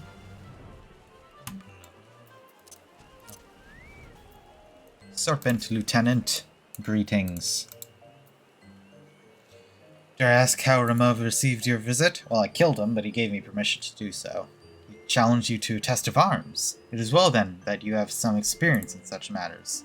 The peoples of both Gridania and Little Solace will be relieved to hear that the Lord of Levens has accepted you as the Forest Champion of Peace. You have performed a monumental duty this day. The Elder Seeds here must be informed of your deeds at once. Okay, Okay. Return to Gridania and make it directly for the Lotus Sand. Couldn't the Conjurer... Okay. Why couldn't that have just been part of the same quest? That's weird.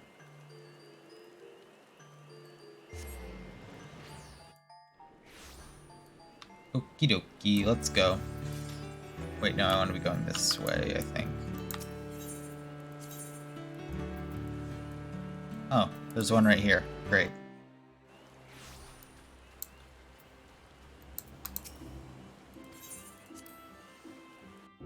Wow, wow, wow, wow.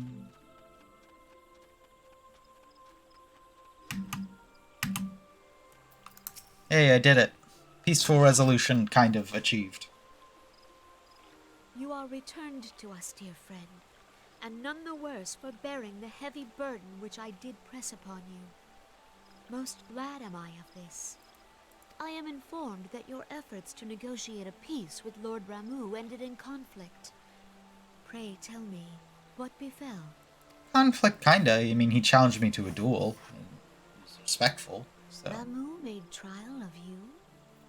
I fear there is truth to his claim.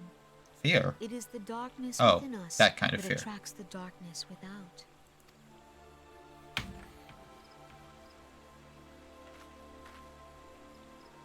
It cannot be denied that misfortune follows man. For evidence, one need only look to the conflict brewing in Cartano, or to the rising flood of refugees. Our shared struggle against the Empire should have served to seal our union. Yet the ties which bind the Alliance strain under the weight of gross self-interest. Hey, I like you. We're saying things that are, like, good. As the scars of the calamity begin to fade, so too does our sense of common purpose. Yet now is scarce the time to forget our shared responsibility. If this new-sprung realm is to survive beyond its infancy, it must needs be nurtured by all. Eorzea must be as one. Yet I fear that dream is still far off.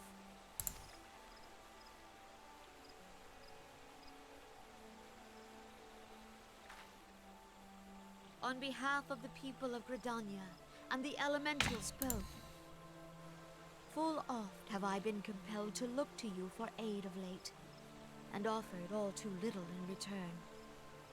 As lead Great.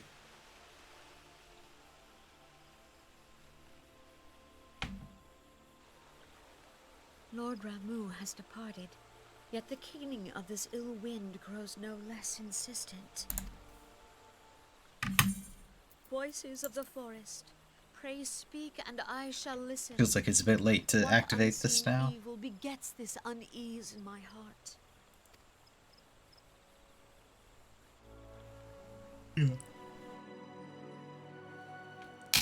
Gridania's like the only faction that is like properly dealt with its beastmen. Like, they've made peace with the whatever they're called, the little flying cabbages. This ends another daunting mission. I'd hoped Lord Rama could be persuaded with words alone, but nonetheless I admire your adroitness with which you responded to the primal sudden challenge. It seems that Urianger too was pleased with the outcome. What say you? Shall we gather back at the Rising Stones and ponder the lessons of the day? Sure. I would like to get back to Ul'dah. They have some, conflict brewing. Hello. Urianger? Urianger? Am I saying it wrong?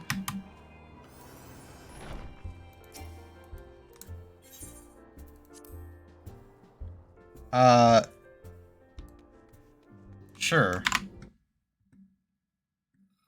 Oh, VC. Don't search.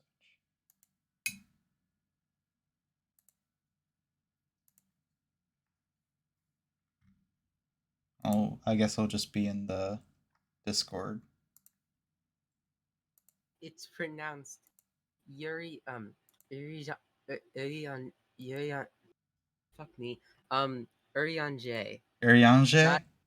Not Urianger, not Uranger, not Urianger, Urianger. Urianger. Okay. Great. I'm probably not going to do that right. I'm probably going to continue to not doing that right. Let's see. Do you have any other pronunciation questions? All of them. Every proper noun. Alphano. Alize. You don't touch the D? I've been saying alpha node this whole time. It's not alpha node. It's alpha now. It's alpha. It's alpha no.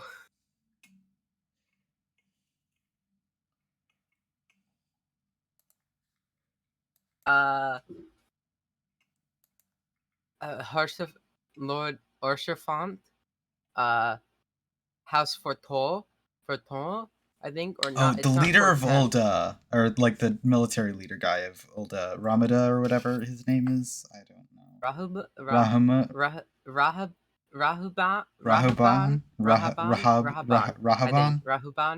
Something like that. Rahaban, something like that. Merylwib. Oh, I thought it was like Seed Seer. Yeah, I thought it was like Meryl Vib and it was like kind of like German. No.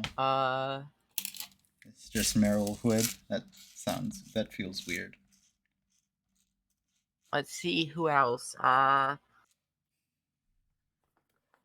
you met Blue Dude yet in Corthus? Blue Dude? I don't. Sir, have you met someone by the long name of Sir Ametric? I don't think so. Okay, that's how you say his name. It's not Amaric. It's if I have, I think I skipped over most of that, the Corthus storyline in the actual AR. No, it would have been post ARR. Okay, then I have not gotten there yet. Let's see. So yeah, it's Alpha now.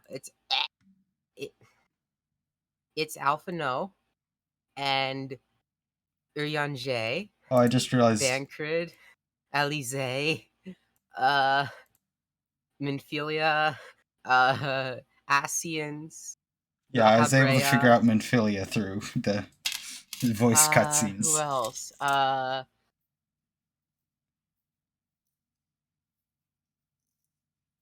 Papa Limo. I've been saying that faster than like Poplimo. Papa Limo. What's her name before? Yida. Yida. Her name is Yida, right? Oh, I've just been doing Ida, which is similar Yeah, enough. it's Ida. It's Ida or Yida. It's Ida, I think. Ida, I don't know. But yeah, anyway, okay, bye. Okay, bye. Great pronunciation. It's hard, and I'm going to still get every single proper noun wrong, despite that.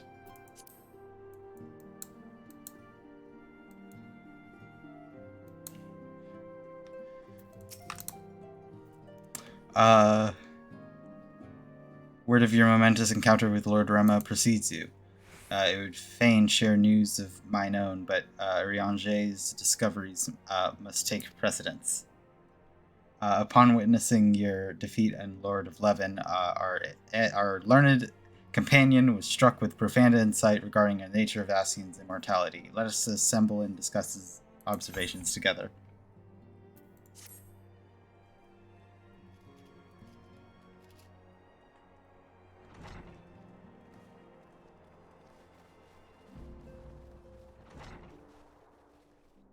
If everyone is ready, let us begin.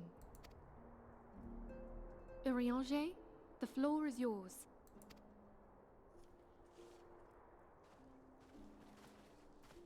As all here assembled now know, in its final hours as our Order's headquarters, the Waking Sands did play host to a most unexpected visitor. I speak of the Ascian clad in white, Elidibus. Elidibus, okay. Unwelcome though his presence was, his words that day did serve to confirm a truth long suspected, that the Ascians are eternal beings, to whom physical destruction is as a temporary inconvenience. In the intervening time, Urianger and I have striven to discover a means by which the Ascians might more permanently be slain. And 'tis my belief that we have found the thread that will allow us to unravel the twisted skein of their existence. That is not a word I've ever seen. Skein.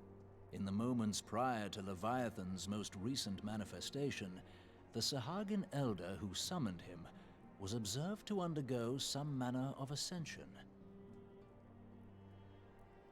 So I have this little thing of safety pins that I've been playing with during the cutscenes, and it fell apart. The etheric readings taken by Y'shtola at the time of this transfiguration have proven most enlightening.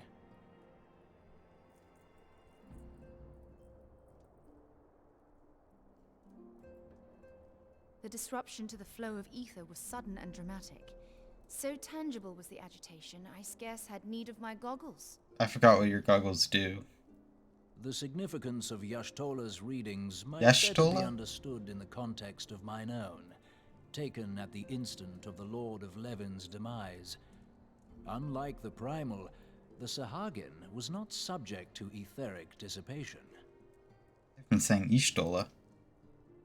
Before discussing our new discoveries, it may benefit us all to recall what we know of etheric behavior. Y'shtola? That's different.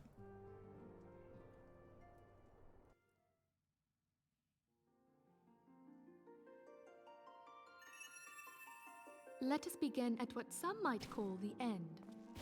When we who dwell in the material realm die, our spirits dissolve into the flow of ether and are returned to the ethereal realm. In turn, the restless energy which suffuses that plane streams back into our world, giving rise to new life. 'Tis as the heavens did decree, the way of all mortal souls. We're having a science Twixt lesson. this world and the next do the ethereal currents swirl, bearing the very essence of life. Thus doth the cycle of birth, death, and rebirth continue unabated.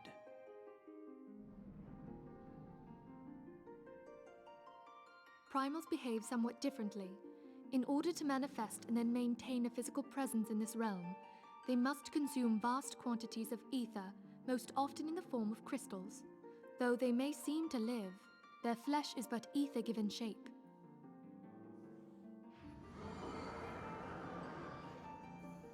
Thus, a defeated primal leaves behind no broken corpse. Rather, the essence of its form seeps back into the land whence it came, and the energy of its shattered spirit is called back to the ethereal realm. And there it waiteth, till next the prayers of the faithful do draw it forth from the sea of ether, to take their offering of crystals and make for itself a new body.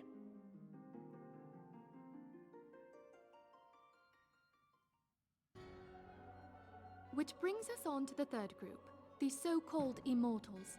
They exist in a manner all their own. Quite.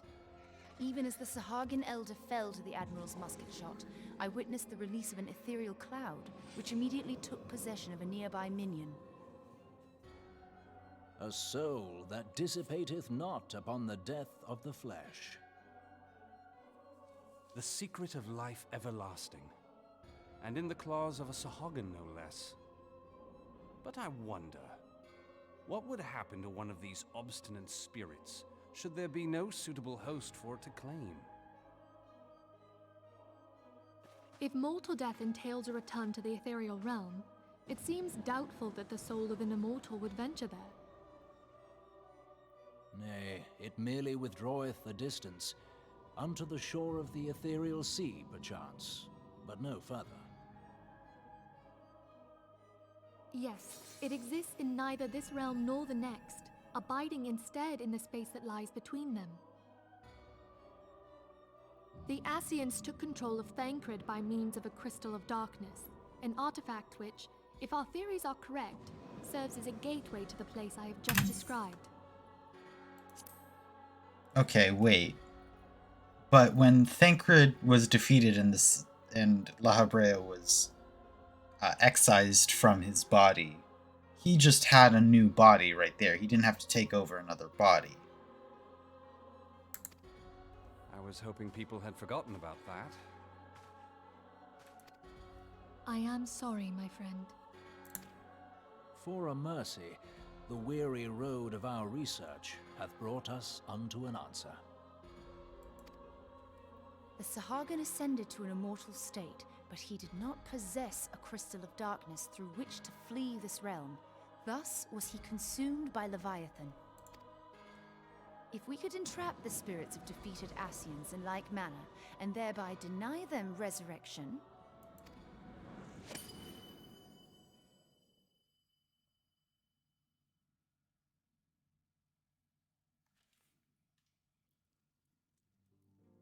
See Ascians when they don't have a Therein body. lieth Oh, the okay, path that to makes sense. victory. Thou art most perceptive, my lady. Only when we have trapped the bodiless soul within an ethereal prison can we hope to defeat its unnatural constancy. Thus might even an eternal paragon be consigned to oblivion. These feats are, of course, far easier said than done. At present, we lack a viable means to entrap and extinguish an Ascian soul. Yet, I believe it to be possible. The pieces of the puzzle lie before us. We have but to put them together.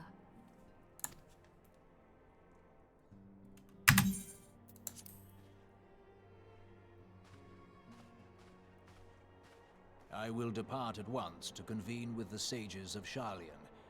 Together shall we divine the steps by which our goals may be achieved. I have the utmost faith in you, Archon.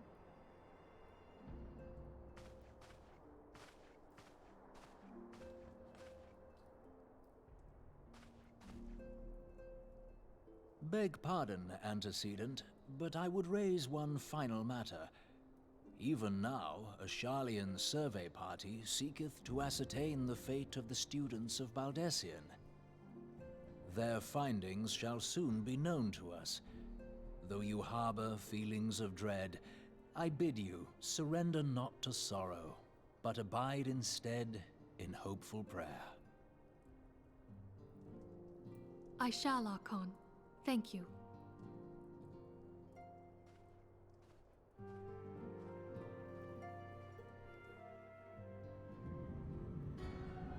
Oh?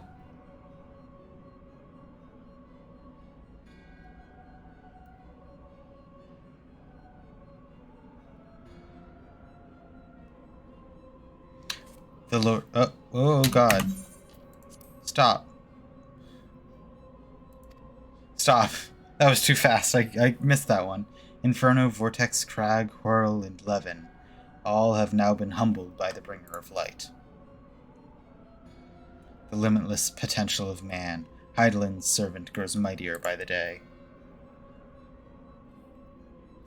Yet she prospers at the great cost of her mistress, whose strength is all too finite. 7 times have the masses survived the rejoining, but their souls have grown weak and wan. Yet even as it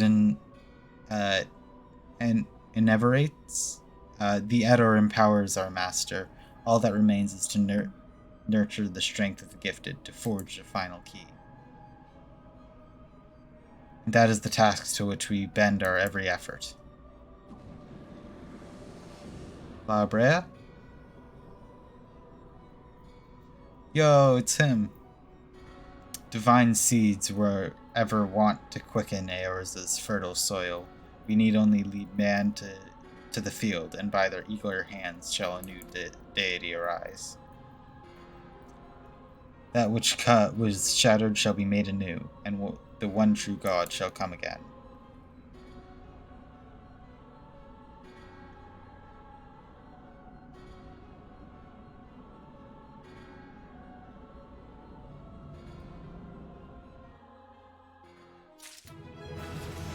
Wah, wah, wah, wah, wah. Whoa, I gotta level up. Nice. Can I? It isn't saying that I can. The next class job quest? Can I only do that, like, once I actually get to Heavensward? I see. That makes sense. Now the matter of Rumu has, for the present, been put to rest. There's something I would show you. This is the letter of thanks, signed by the leaders of the Eorzean Alliance, acknowledging the Scion's tireless efforts to the realm. It mentions, in particular, the names of all defeated primals: Ifrit, Titan, Garuda, Good King Moggle Mog the 12th, Leviathan, and now Rama. Needless to say, there's only one among our numbers that have faced them all. And I feel like these words of gratitude were addressed to our order as a whole. I feel they are meant for you above all others. I, too, must offer my heartfelt thanks for all that you have done. In the course of your duties, you have never once failed to answer my call to arms. You are a true hero, and Erza is much safer now that you are present. Pray, do not misunderstand me. I said safer, not safe. I know only too well that we can ill afford to lower our guard. The Ascians be relied upon. The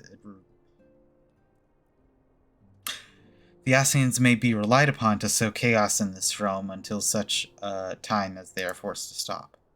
Why, even without their encouragement, you may be assured that that man would foremost strife on his own, and that is to say nothing of the beast tribes.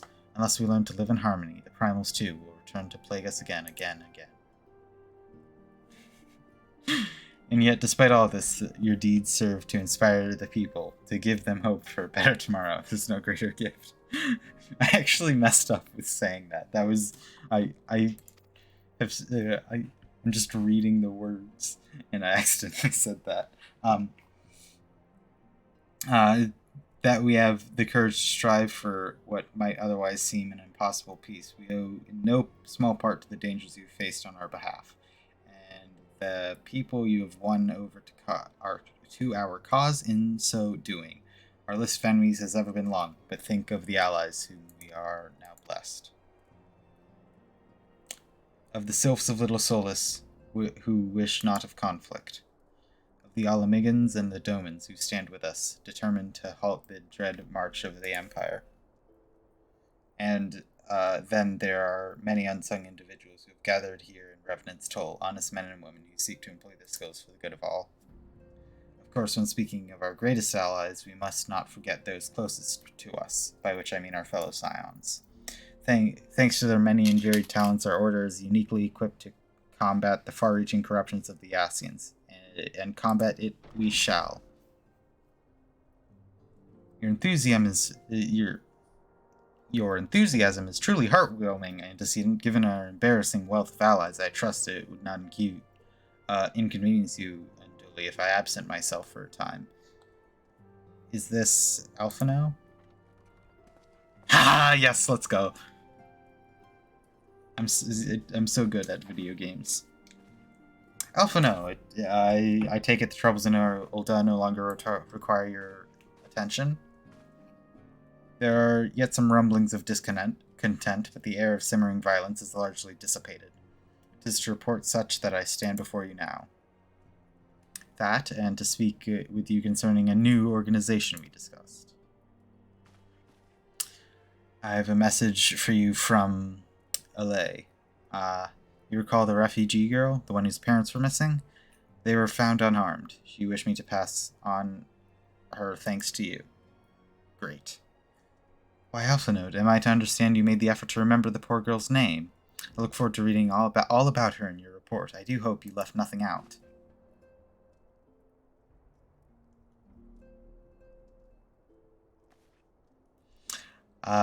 You have been away from Revenant's Toll for some time now, I believe. Might I suggest you put the affairs of the realm to one side for a moment and take this opportunity to reacquaint yourself with the town? Which reminds me, one of the Doman children recently inquired as to your whereabouts. Yosin was his name. I believe he had some small matter he wanted to share with you. Why not oblige him a visit?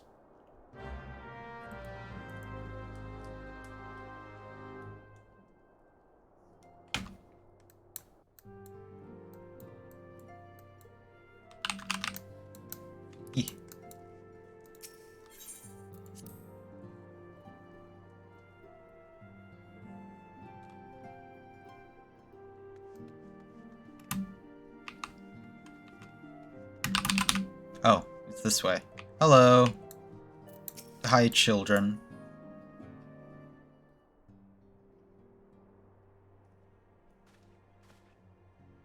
She's back from her adventures.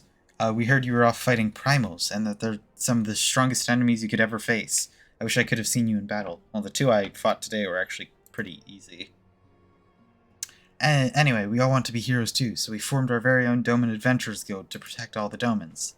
Do you think you could train us today? Maybe you could show us how to fight the primals. What's all this commotion, then? Who are you?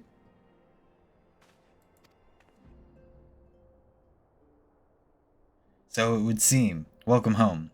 My companion and I but recently became full members of the Scions. I do believe proper introductions have yet been made. Okay, so I'm not a bad person for not knowing them. I'm known as Hooray Boulder, and this bookish fellow is Coltonet. Though we remain largely unproven as adventurers, we have taken it upon ourselves to instruct the Doman younglings in the arts of combat. I told you, Mr. Boulder, we're not younglings anymore, we are adventurers. Okay, fucking 11-year-old.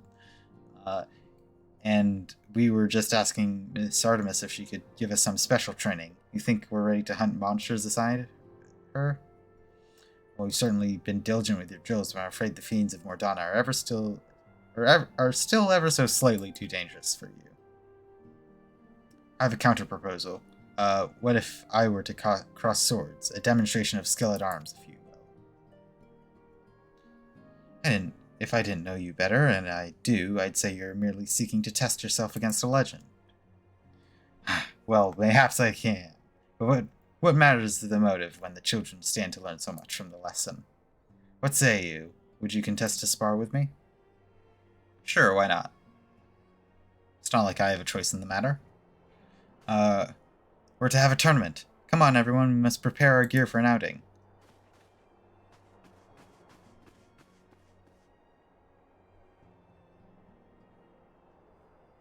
Try not to disappoint them. Have faith, Coltonet. I shall summon every last ounce of my strength to make this a worthy contest. The fields to the east of town should prove suitable for our purpose. I very much look forward to our bout. What are you, a paladin? I see a sword on your hip.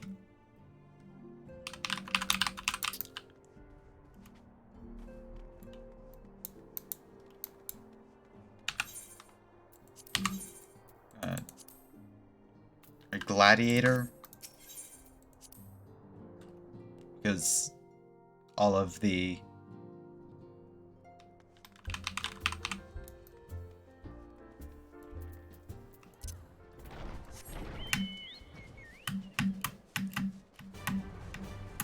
flying is great. I don't have to deal with these dumb enemies that just attack me and prevent me from playing the video game. Okay. What? Okay. 'Twas good of you to agree with this. I trust you're ready to begin? Yeah, let's go.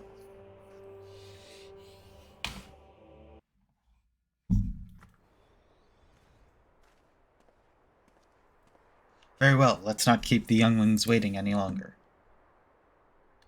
You certain you wish to fight her alone? This is Artemis you face. I've defeated, what, 6 gods at this point?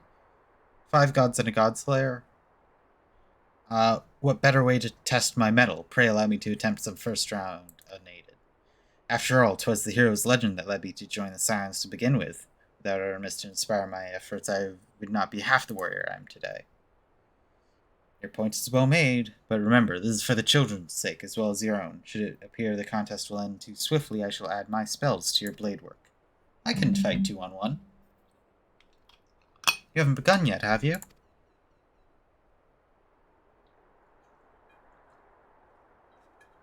I guess we have some spectators.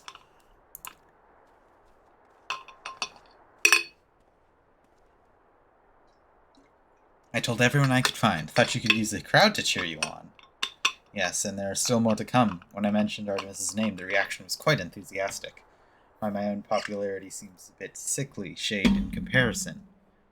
You'd best claim victory, bringer of light. Your burgeoning reputation is at stake. Well, our teacher won't be beaten so easily. He's a master swordsman.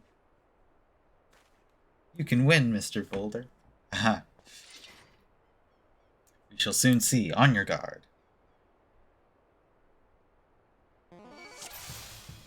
Ba, ba, ba, ba, ba. Oh, yeah.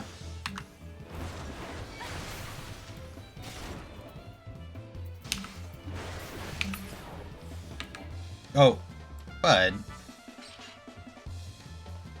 Already?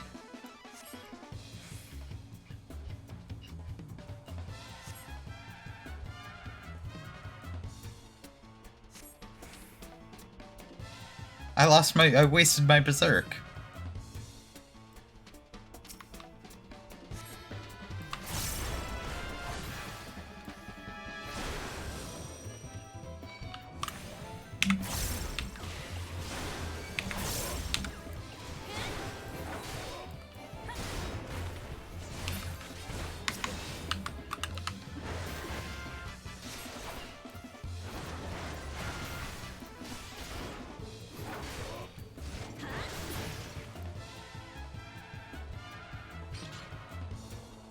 Hey, are you okay?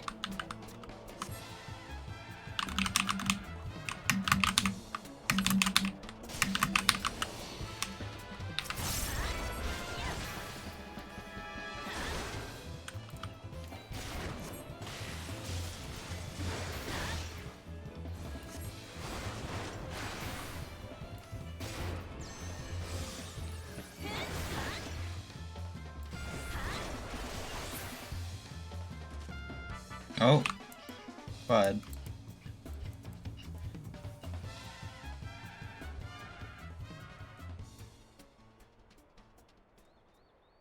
You've bested me. I yield. You beat them both at the same time. Knew you couldn't lose. None can defeat the Guardian of Eorzea. Now I see why they send you to deal with the primals. I have much to work if I'm ever to attempt the same. Yo. Random civilian got purple hair. Does she have pronouns?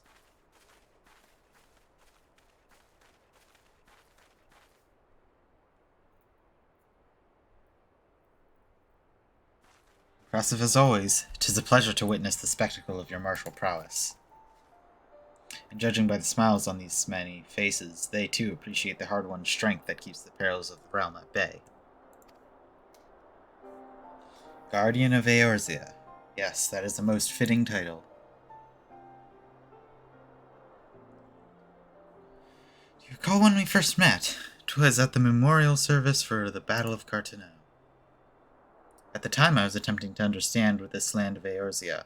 I sought to grasp the reason why Grandfather so willingly sacrificed himself to protect it. I shall speak plainly. My initial impressions were less than favorable. Dire problems abounded, and yet the effort I saw expanded towards their solution was haphazard and half-hearted. I thought Eorzeans were foolish and childish people. Considering the shambles their home was in, I would have not been surprised if some had chosen to swear allegiance to Gaius and the order he proposed to enforce. The Legatus's single-minded military invasion precluded any such switching of loyalties, of course. Were it not for a desire to continue Grandfather's legacy, I would have abandoned this realm to its fate long ago. The threats were too many, the nations too self-involved and unstable.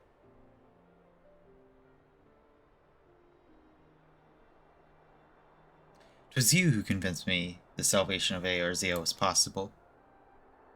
'Twas you who taught me, through countless acts of bravery, that what my grandsire sought to preserve was not the land, nor its history, nor any single nation. It was the people. These wonderful, oft infuriating, stubborn people that suffer blow after terrible blow, only to drag themselves back to their feet and face another day. Though he never put such feelings into words, I believe Grandfather's admiration for this inextinguishable courage grew to a fervent wish to aid Eorzea and its inhabitants in charting a course for the future. A wish that has now become my own. I too endeavor to take up the mantle of Guardian of Eorzea and champion these people who toil towards a better world. Our cause, however, is not a simple one. The troubles that plague us are on a scale that cannot be solved by the scions of the Seventh Dawn alone. No, what is needed to tackle the root of the primal threat and effectively counter the schemes of the Ascians is a new, expanded organization that operates beyond the limitations of nations and borders. If you would aid me in building such an organization, then pray let us continue this discussion back within the walls of the Rising Stones. Alphanode, are you trying to build a nation?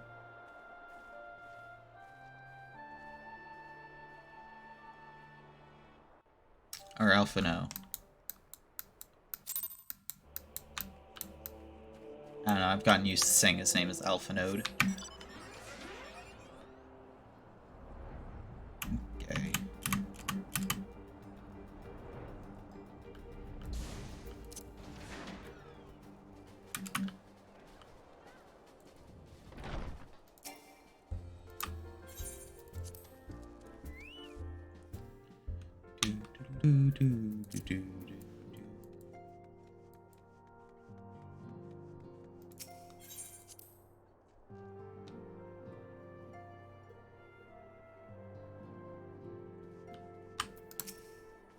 Thank you for coming. The world shifts and alters, and we, my friend, must ever be one step ahead of the chaos. I propose the formation of a new organization, a group that shall pave a way for the truly united Eorzea. Okay, I don't really care about Materna.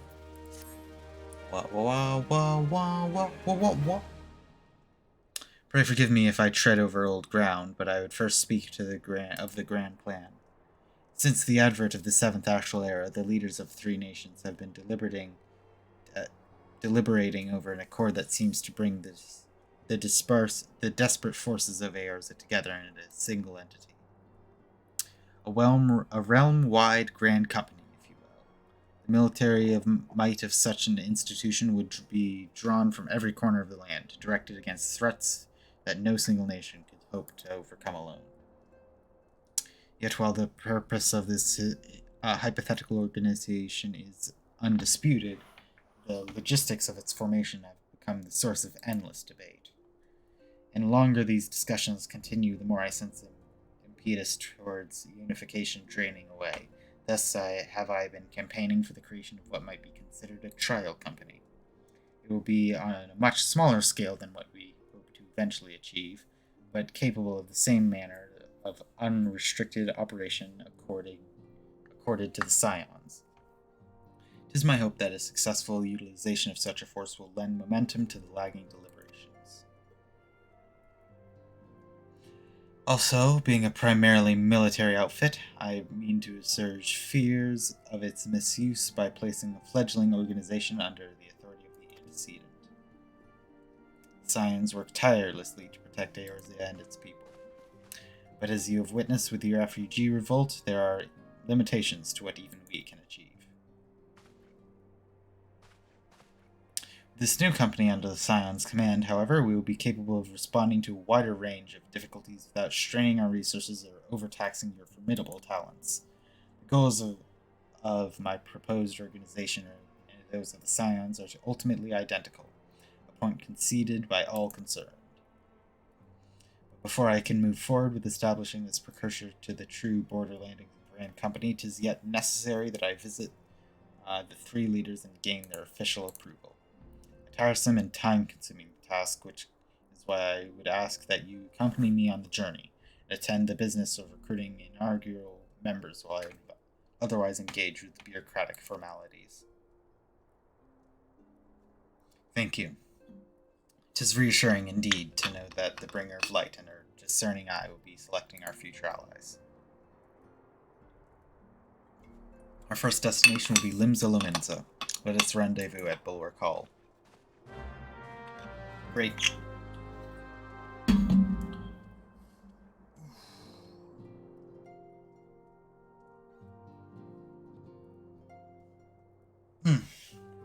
Oh, look at all these side quests that I keep not doing. I need to spend a day and just bang them all out because this is painful to me right here. I keep accepting all the blue side quests, and because it's now because of where I am in the story, there are too many blue side quests. This one room alone had like 17. Is that Genshi?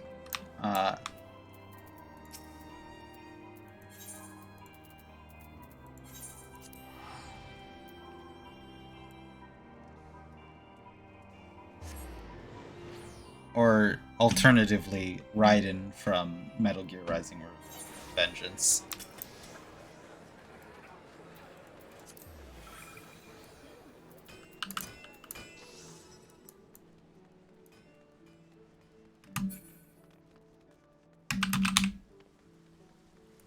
Alphino, here you are. There you are. I'm ready to ascend to the bridge and speak with Blofiswin. While the Admiral and I are finalizing promissory boundaries and signing parchments, I will have you begin recruitment process in earnest. I have, of course, endeavored to spread the word of our organization through various channels, but I believe a personal approach will reach many who have otherwise remained ignorant to this opportunity.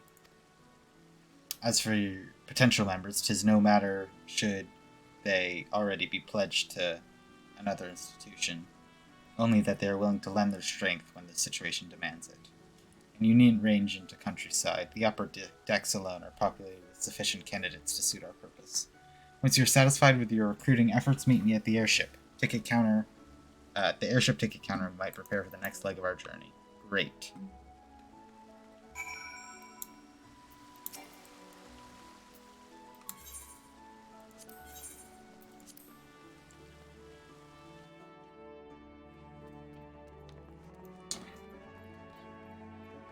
We haven't interacted with our good friend Baderon in a long time.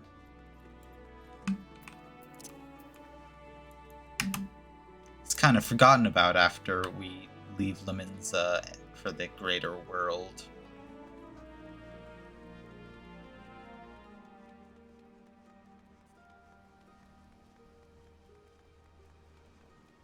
This might be the furthest away one, but it's no matter. It's the one I'm going to, here at the Armor and Blacksmiths Guild.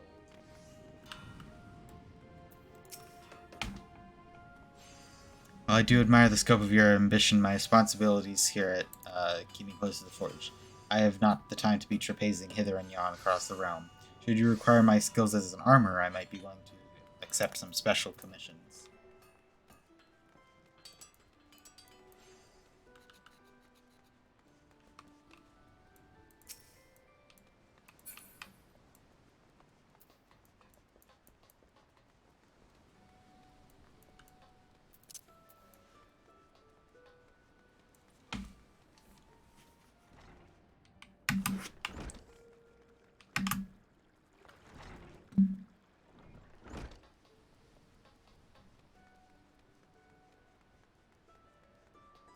This is probably very inefficient. I should probably be using the crystals now that I think about it.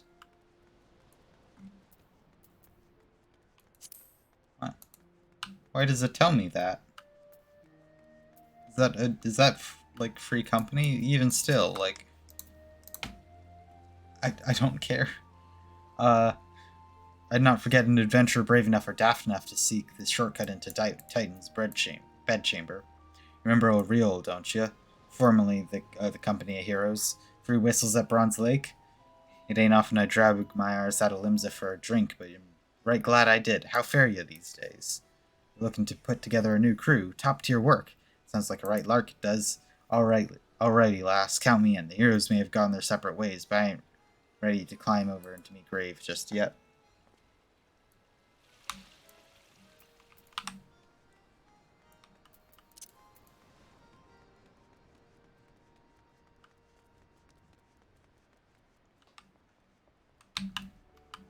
I forgot how difficult it is to speak in Limsa Liminza because it's pirate accents. And they're written like with pirate accents in their text. It's difficult and painful to read.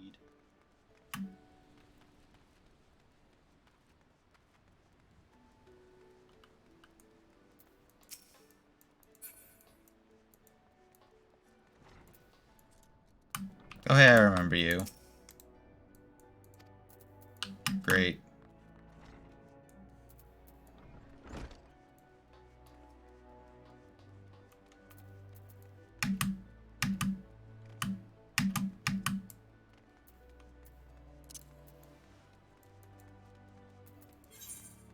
Oh, okay, so actually the crystal would be actually good this time. I was about to run there. Marauders Guild. Yo, it's Rainair. I only remember you because you stand here. The formation of Trials Company was in the offering. 'Tis with regret I must decline your invitation. Oh well.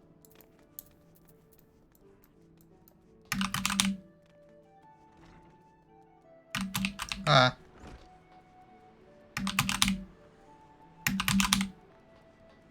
Aha. I've got you.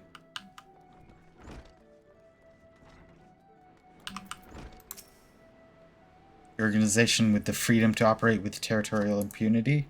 The Krakens well know that there is a time to act and a time to watch. I'm afraid this trial of company of yours falls into the latter. Sad. Everybody rejected me. Except, like, one guy, I think. Maybe two if I was reading correctly. Or if I actually read it.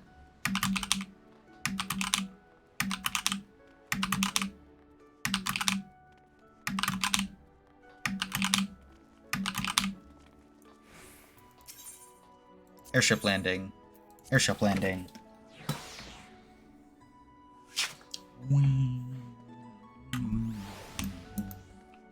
Alphano, here you are. Your recruiting went well, I trust? I'm curious how my proposal was received by the rough and ready folk of Renimza. A member of the legendary Hero Company of Heroes indicated his interest. Astonishing, a new enlightening Enlisting your aid was the right choice. Few could boast the acquaintance of such an elusive character. I, too, was successful in my task. The Admiral consented to sign the documents requiring her approval.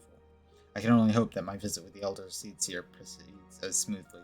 Pray continue to Gridania at your own pace. I shall await you at the place.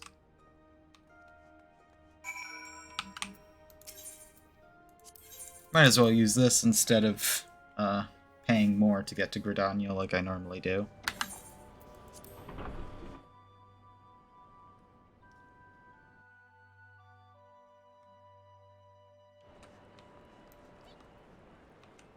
Save like 200 Jill.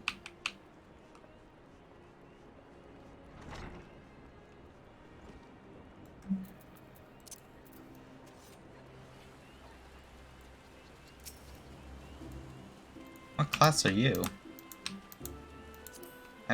What is this weapon? Gunbreaker. Interesting.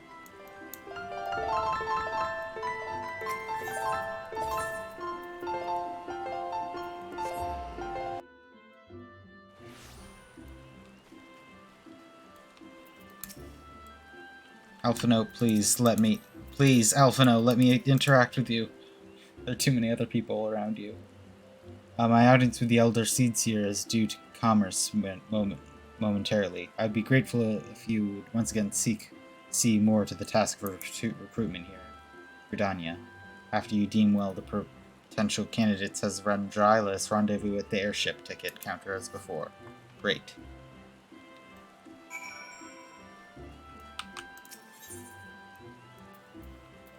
Go here.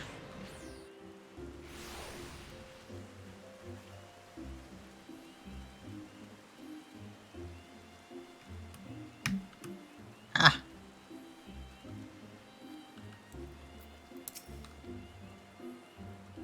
What fickle fortune must be the first face upon my release be yours?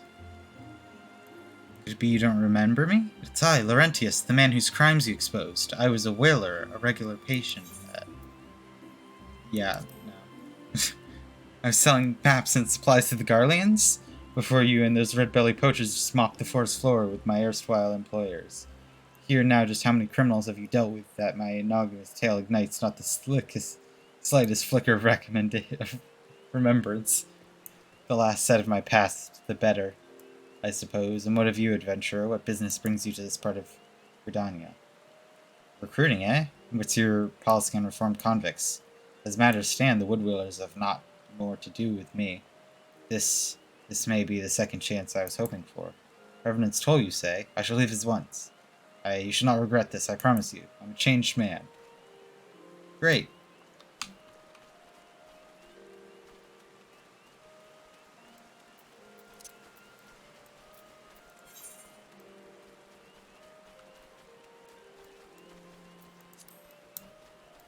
Yeah, I don't remember him at all. I think I actually do remember, like, the section of the story that he was part of, but I do not remember him individually at all.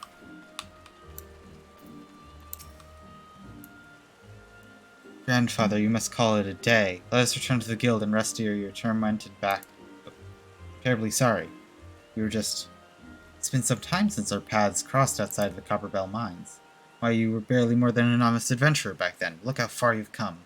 Mother Mione tells me it was you who felled the fearsome Black Wolf. Now you seek stout-hearted souls to fill the rank of a new order? Well, your cause is undoubtedly just. My old companion here would be much relieved to see me in good hands. I'll do it. The very thing I've spent my entire adventuring career towards. I shall join your company as soon as I've seen him safely home. Jesus, that's a big message.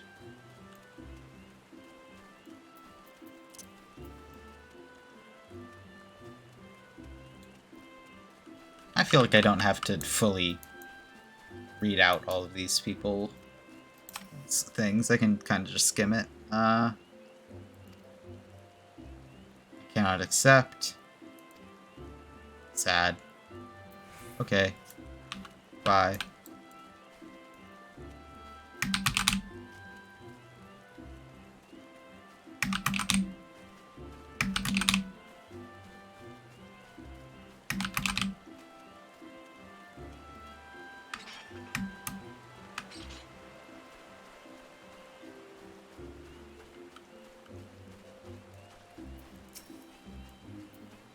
Sign Guild.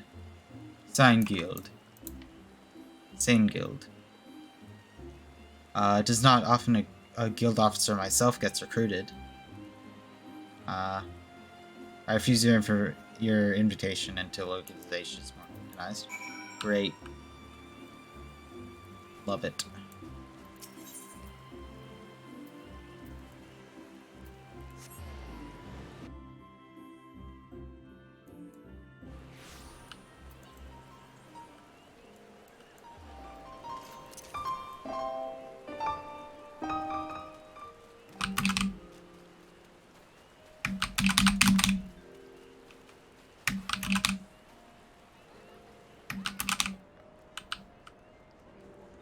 Alphino, where are you? Eh? Where? Is he down?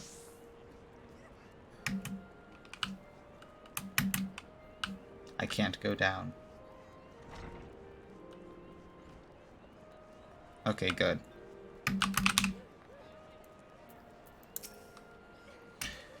For my part, the Elder Seer was most amenable to our requests. A former wood whaler and seasoned adventurer, our company will not lack for variety. That much is certain. An interesting harvest indeed. Shall we strike into Ulda whilst the iron is hot? Let us meet at the Royal Promenade and endeavor to conclude our remaining business. Great. I want to go to Ulda.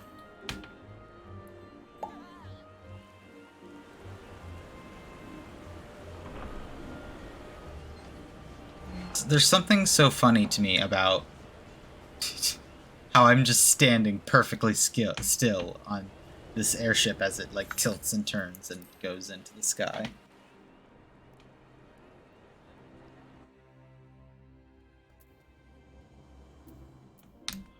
Where am I going?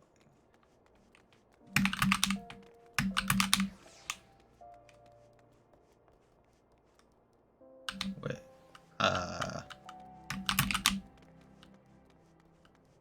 this way. Lift attendant. I would like to go probably here.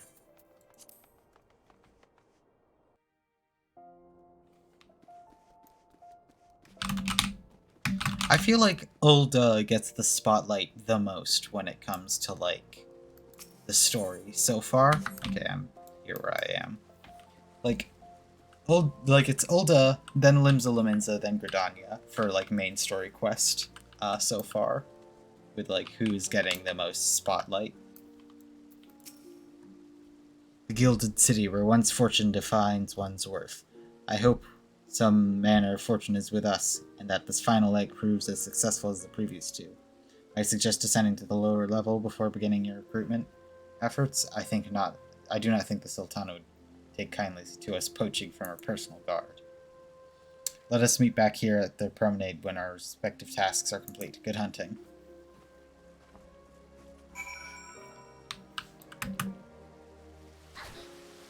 And my appreciation of each individual country's politics is in the reverse order. Gridania, then Limsa, then Ulda.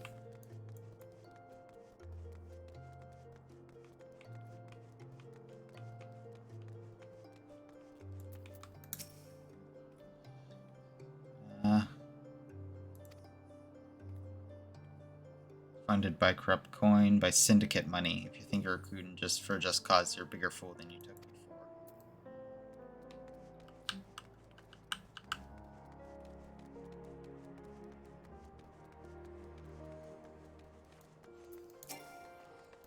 Hello.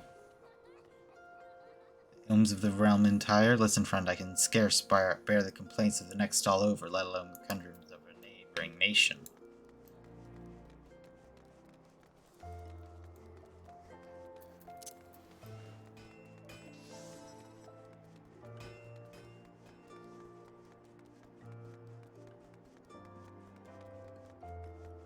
Yeah, okay.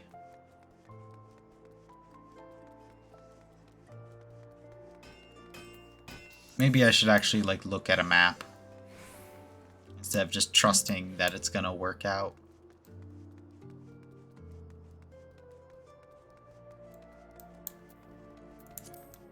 I don't know Ulda as well when it comes to the navigation.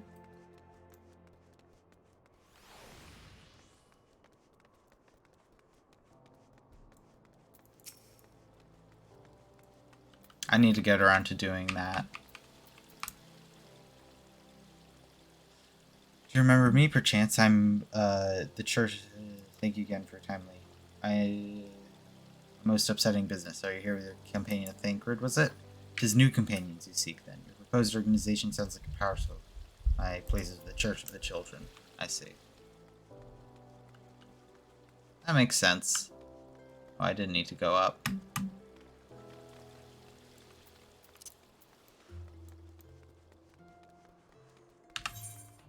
Okay, great.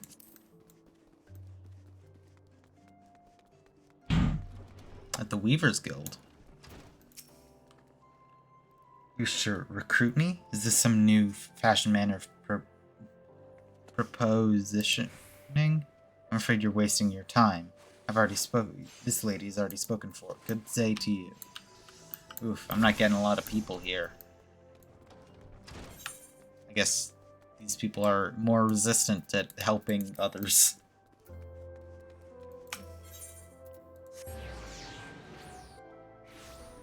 I'm gonna get one.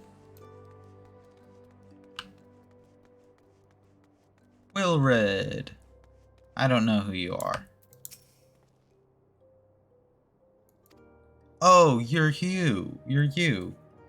If you hadn't, I'd probably be dead and a whole lot more of my friends besides. We were such fools.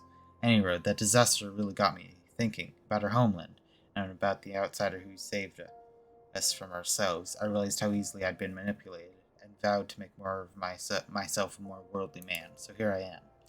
A new company of champions. You say will take me to all corners of the realm? That looks like the kind of opportunity I need. And don't worry, I'm not the same stripling you met in Little Alamiga. I've prepared myself to fight evil I now know is out there.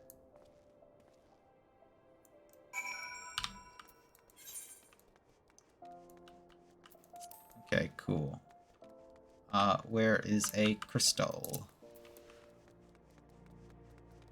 I can't just jump back up. Ah! Convenient. Perfect.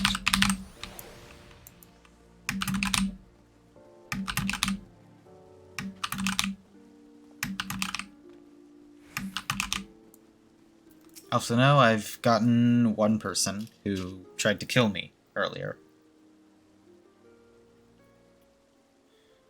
What hidden gems of the streets of Ulda offer up to your unrelenting gaze?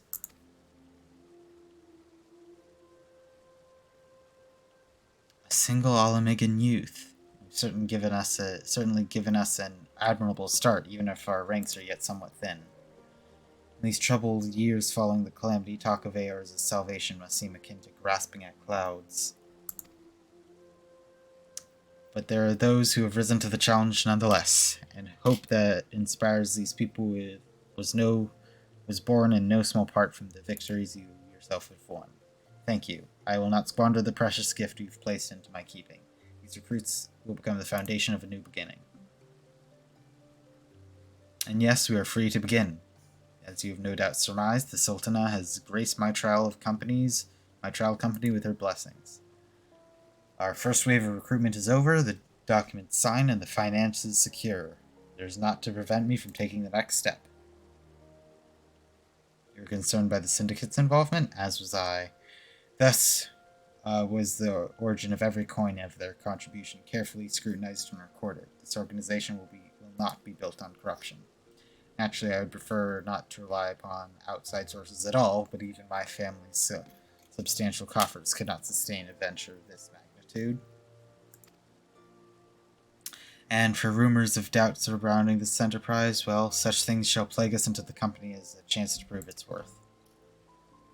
It will not be an easy process, but we will earn people's trust, one success at a time. Speaking of time, we shall waste no more of it. Let us return to the Rising Stones. Lay the first stone for United Eorzea. Oh. Oh, great. Cutscene. Thank you.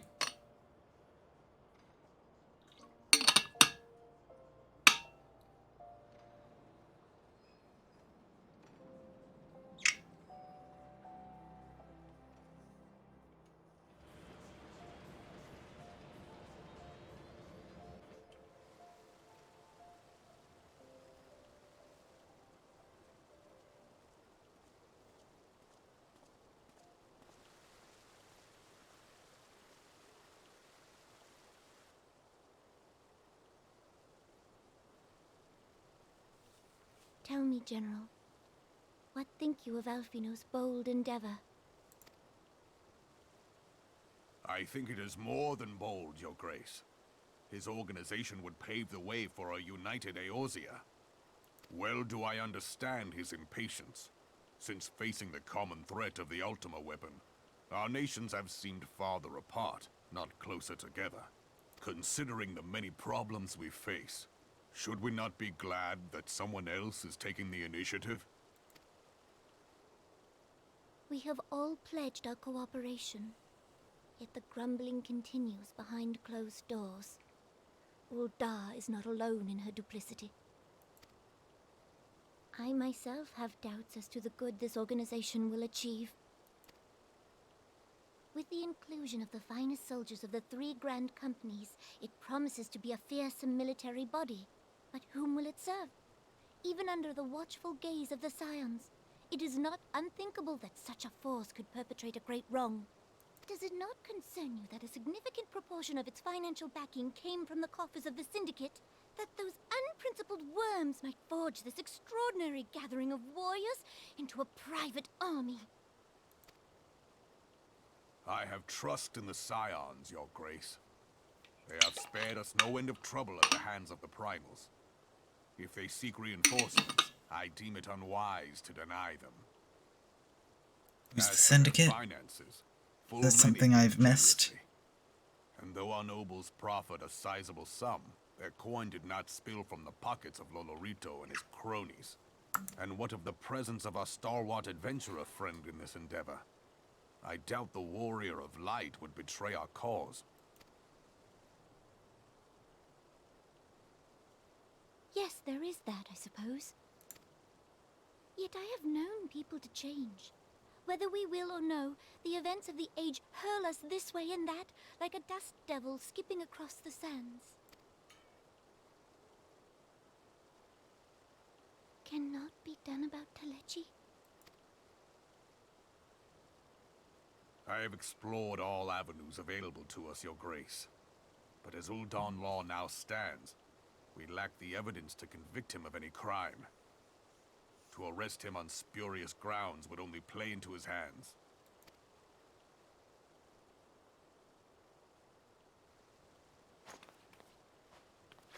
He has all but committed treason, and yet we can do nothing?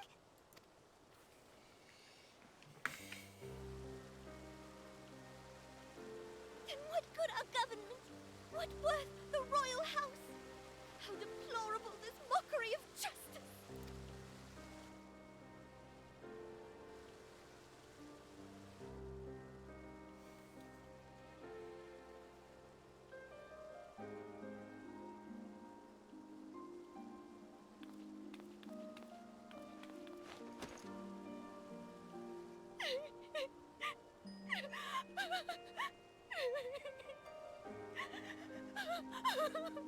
Have faith, Your Grace. It is not over.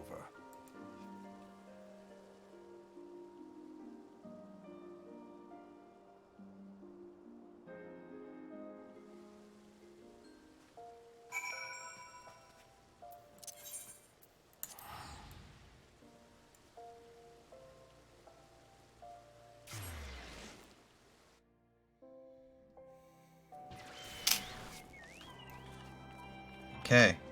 He's still here. What are you...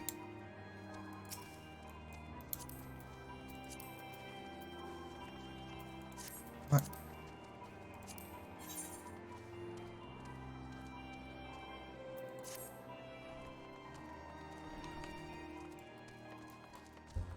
It's Genshi. Excuse me, Chocobo. Okay.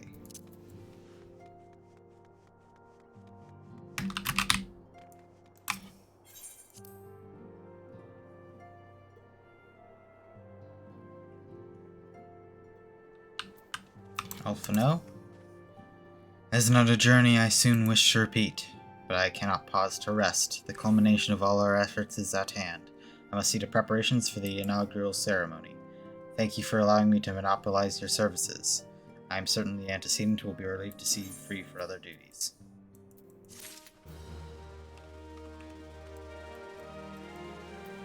Okay. As this is a shorter stream. It's 11. I'm gonna go to sleep. I'm gonna end stream now. So let's exit the game.